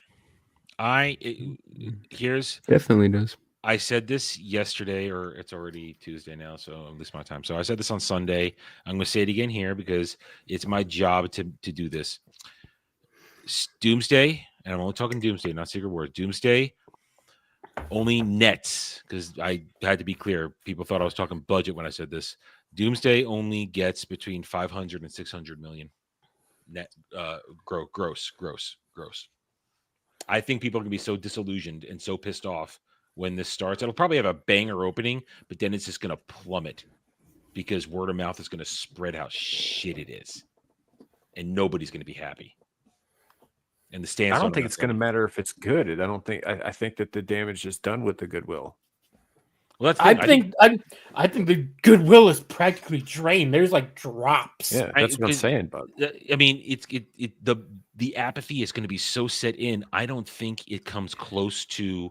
I mean, this movie's going to cost between $350 and $450 easy, budget wise, no doubt. That's being generous. Yeah, and we're going to know. Like we said, we're going to know.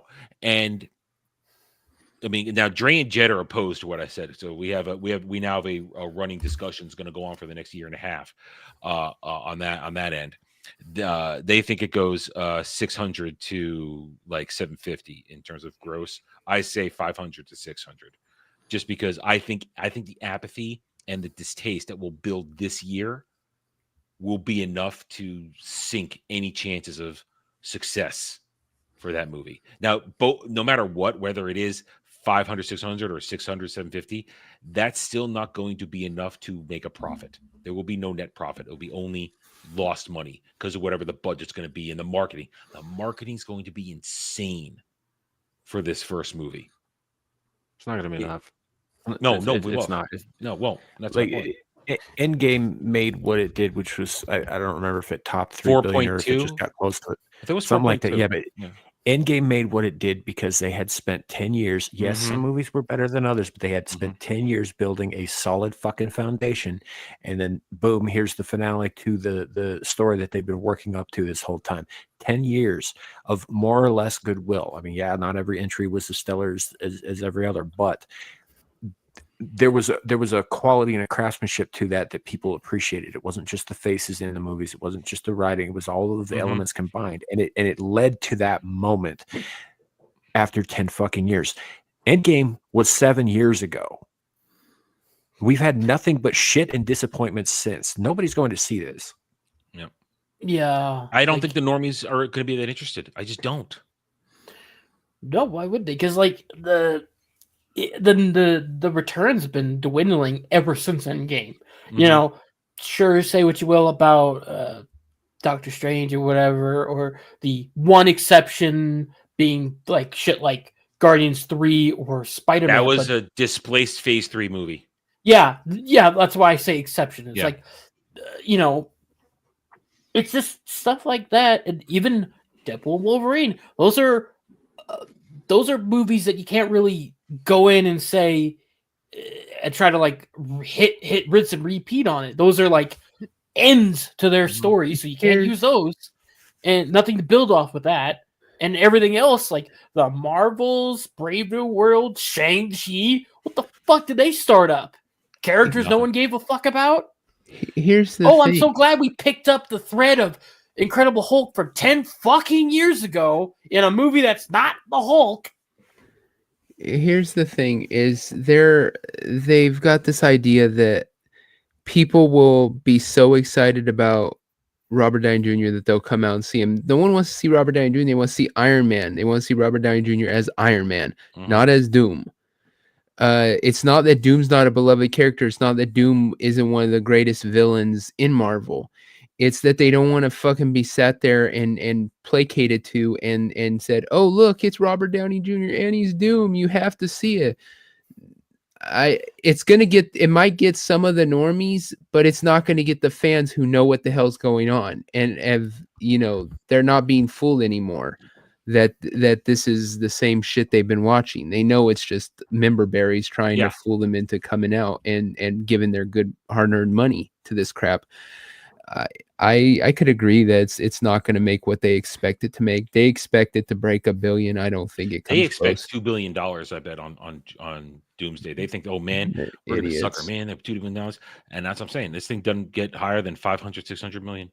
I'm saying it now. I mean, and it's the thing. It's like Samuel said, Endgame and Infinity War worked because there was a build-up, a roadmap. Yeah. Like, sure, we had bumps in the road and some fucking stinkers in there, but we still had Captain something. Marvel. Yeah, oh fuck yeah. That was definitely a stinker there. But like, we had something. Here, you can't even I don't even think you could say that there was a fucking plan, because their supposed plan was Kang, but as soon as Jonathan Majors got into some controversy, they kicked his ass to the fucking curb, and they don't even acknowledge his existence. Kang? What's Kang? Who's Kang? I mean, to be fair, Kang is a shit character anyway. That too. That too. We was Kangs. Kang was not an Avengers he was Kang. I disagree. I think Kang could have been a good Avengers threat because Earth's Mightiest Heroes had him play that and he was perfect. But the problem is they kept doing the thing where every variation of him got beat by something else. Sure. And it was like watering it down. And they were trying to go like, oh, well, the big thing is like there's so many Kangs. Like, that don't mean anything. Like, if I beat one toddler, 1,000 toddlers doesn't make it seem more imposing. It's still a toddler. I could kick it.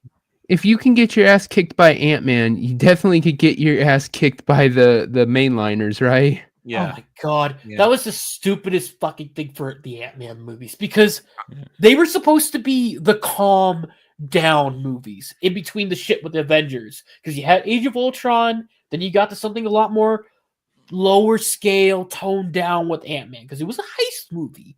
There you go. Then you were getting to like Infinity War and whatnot. You were toning it down with Ant-Man and the Wasp. However anyone feels about it, it was toned down, lower scale shit. But then Quantumania, let's up it to fucking 3,000. Let's Kang. Like, what? Wasn't that Kang supposed to be like the worst Kang of them all? Yeah, he was so bad that all the other Kangs literally banished him to the quantum realm. Yeah. Like, he was the fucking scary one, and he got beat. And it's like, what? I remember like talking shit about that, and so many like dick writers of the MCU were like, well, no, he was always like, he was cool. It's like, no, this is supposed to be like the uber scary Kang, like so terrible that the Kangs couldn't kill him, so they just banished him to the Shadow Realm. And you're supposed to tell me that I'm meant to see this guy as a threat whenever we get to the, fucking movies that are supposed Kang to be Dynasty. Yeah, what short-lived Dynasty? That thing didn't even. Man, I could feel the regret they had with that post-credit scene of having 1,000 Kangs, Well, 1,000 Jonathan Majors. They had their regret as soon as the meme was made with the guy going. That was the instant regret because that meme lives on. Yep.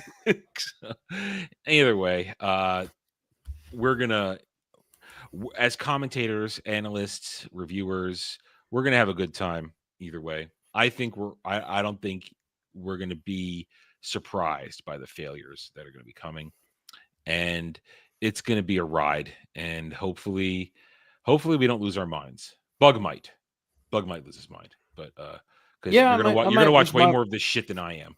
So yeah, I'm more hooked into it. Yeah. Maybe I'll have a similar reaction to like I did with the Spider-Man show, and I'll just scream at the top of my lungs at the stupidity of things. Grandfather paradox. So that's all I've already ranted on that one enough. All right, guys, we are gonna wrap it up. We're almost at 3 hours, and I actually got to get up because I got maintenance coming to deal with a plumbing situation. So you clogged your toilet. You got to pinch it off once in a while, Adam. That way it doesn't clog it up. No, there's the sink in the kitchen lost its water pressure. Okay, that's what happened. Nothing happened in the toilet. Trying to drink water from the sink isn't going to give you the immunities the hose would have. Adam, go up to that goddamn Flintstones elephant sink you got and just slap it. Get that goddamn thing working. I tried. I pulled it out as far as I could, and nothing happened. All right. Let's go. Let's go around and say our farewells. Devil, you got show tomorrow night. Yeah. We're finishing up the Keanu Reeves movie list finally. So check out Get Ranked tomorrow. Also, we have Pub Busters Friday going into Saturday. We're getting all the people together right now. Devil, what happens when you hit 500 subs? I won't hit 500 subs, so what does it fucking matter? You sitting in the tree. KISS. What is it? DING. HIV.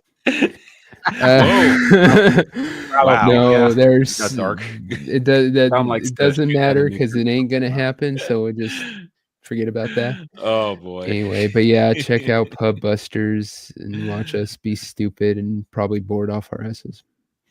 All right, Bug. So far I'm just getting some reviews cooked up. I've got Spider-Man to make my review on, which that'll be fun. I've got Suicide Squad Isekai to make a review of real quick. Other than that, I might pop on some shows here or there, like Ballbusters or whatever, or Mellow Mondays. This where whoever will have me. Beyond that, I'm on my Twitter doing my usual things, screaming into the abyss of Twitter, losing my mind at whatever fuckery happens, or just posting images of women in skimpy outfits because that's me. Yeah. Samuel.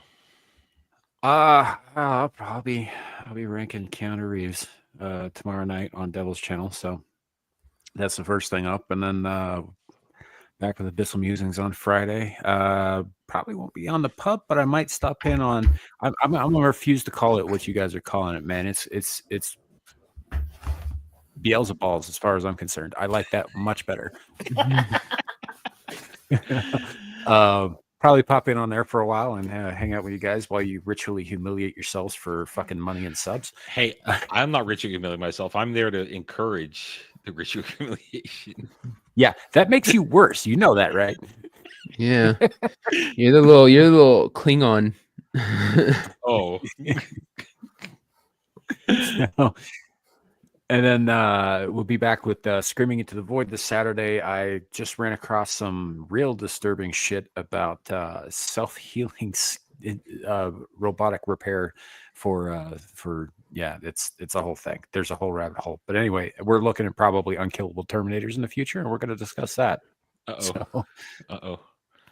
All right. As for me, rest of the week, it's kind of catch as catch can. We'll see what the week brings us in terms of stories to things I can discuss. As Devil's mentioned it's Pub Busters, Ball Busters 100, where Jeremy will open the box Friday night. We'll find out what's in it finally. Probably So- a pipe bomb. no, it's in the box. So we're gonna find out what's in there. I'll be there for most of it. I will tap out at a certain point because Saturday I'm doing my own 12-hour stream, 12 to 12, because if you guys want to see me keep streaming, we gotta need to be able to afford another year of StreamYards because they're assholes and double their prices. So you can jump on there. There'll be discussions, gaming, all kinds of stuff leading into our bi-monthly Ballbusters gaming night, where we'll be doing Among Us at 8:30 p.m. Eastern. Much gnashing of teeth and sus behavior will happen. Dermy will probably threaten to rage quit at one point because I will probably betray his dumb ass in order to save my own skin, because that's what you will do. So join us for that as well. That means there is no drive-in this weekend because we can't simulcast it because I'll be doing a weird OBS combo shit. So Jed won't be able to simulcast. So maybe during that period of time, we might have a little movie discussion of something. Who knows? We'll see. Either way, there's all that. Roundtable 2 p.m. Eastern Sunday, as usual. Whatever the week brings us, I will try and cobble together a show. And then we'll be right back here. Another Mellow Mondays the following week. And as I said, next week there will be much gaming because the Suikoden 1 and 2 HD remaster will be out, and I will be enjoying that, and we will go on an adventure. Yes, Del. If he reaches enough money to pay for StreamYards, Adam will drink from a hose. I don't have any hoses. How are you gonna? How's that gonna happen? If you reach that amount of money, you could go buy a fucking buy hose. a fucking Jesus Christ! Get a shitty little green hose from fucking Best Buy. Where am I gonna attach a hose? There's got to be a spigot. Dude, would you survive if the fucking whole world went to shit? You can't find a fucking faucet out there to screw a hose to? I don't know. We're gonna wander around the complex. Samuel will send you hose water. Get a mason jar, fill with some hose water, and send to this 5-year-old. That can be taken so many I'll ways. certainly tell him that it's hose water. Yes, it's from some sort of hose. Listen, do I look like? He's just gonna lie to him and say it's hose water, but it's actually moonshine. No, listen. People are gonna send me money because they appreciate my good commentary, my lively discussion. I don't ritually and they want to see you humiliate drink myself from like a hose. No, I don't humiliate I do myself like too. Dermy does. That's not my game. I don't do that. All right. First time he sips from the hose, he's gonna start going into convulsions, and he's gonna have to adjust to the manhood of it. Listen. You see the tetanus taking over his eyes. All right, like here, Devil. How about this? horror movie. I'll sip from the hose when you and Dom say your vows. How about that? Not gonna happen. Okay, so it's not gonna happen. All right, so we're done. I'll see everybody throughout the rest of the week. Thank you, one and all, for joining us. Hit the like button, subscribe to the channels, and we'll see you guys next time. Until then, take it easy, everybody. Bye.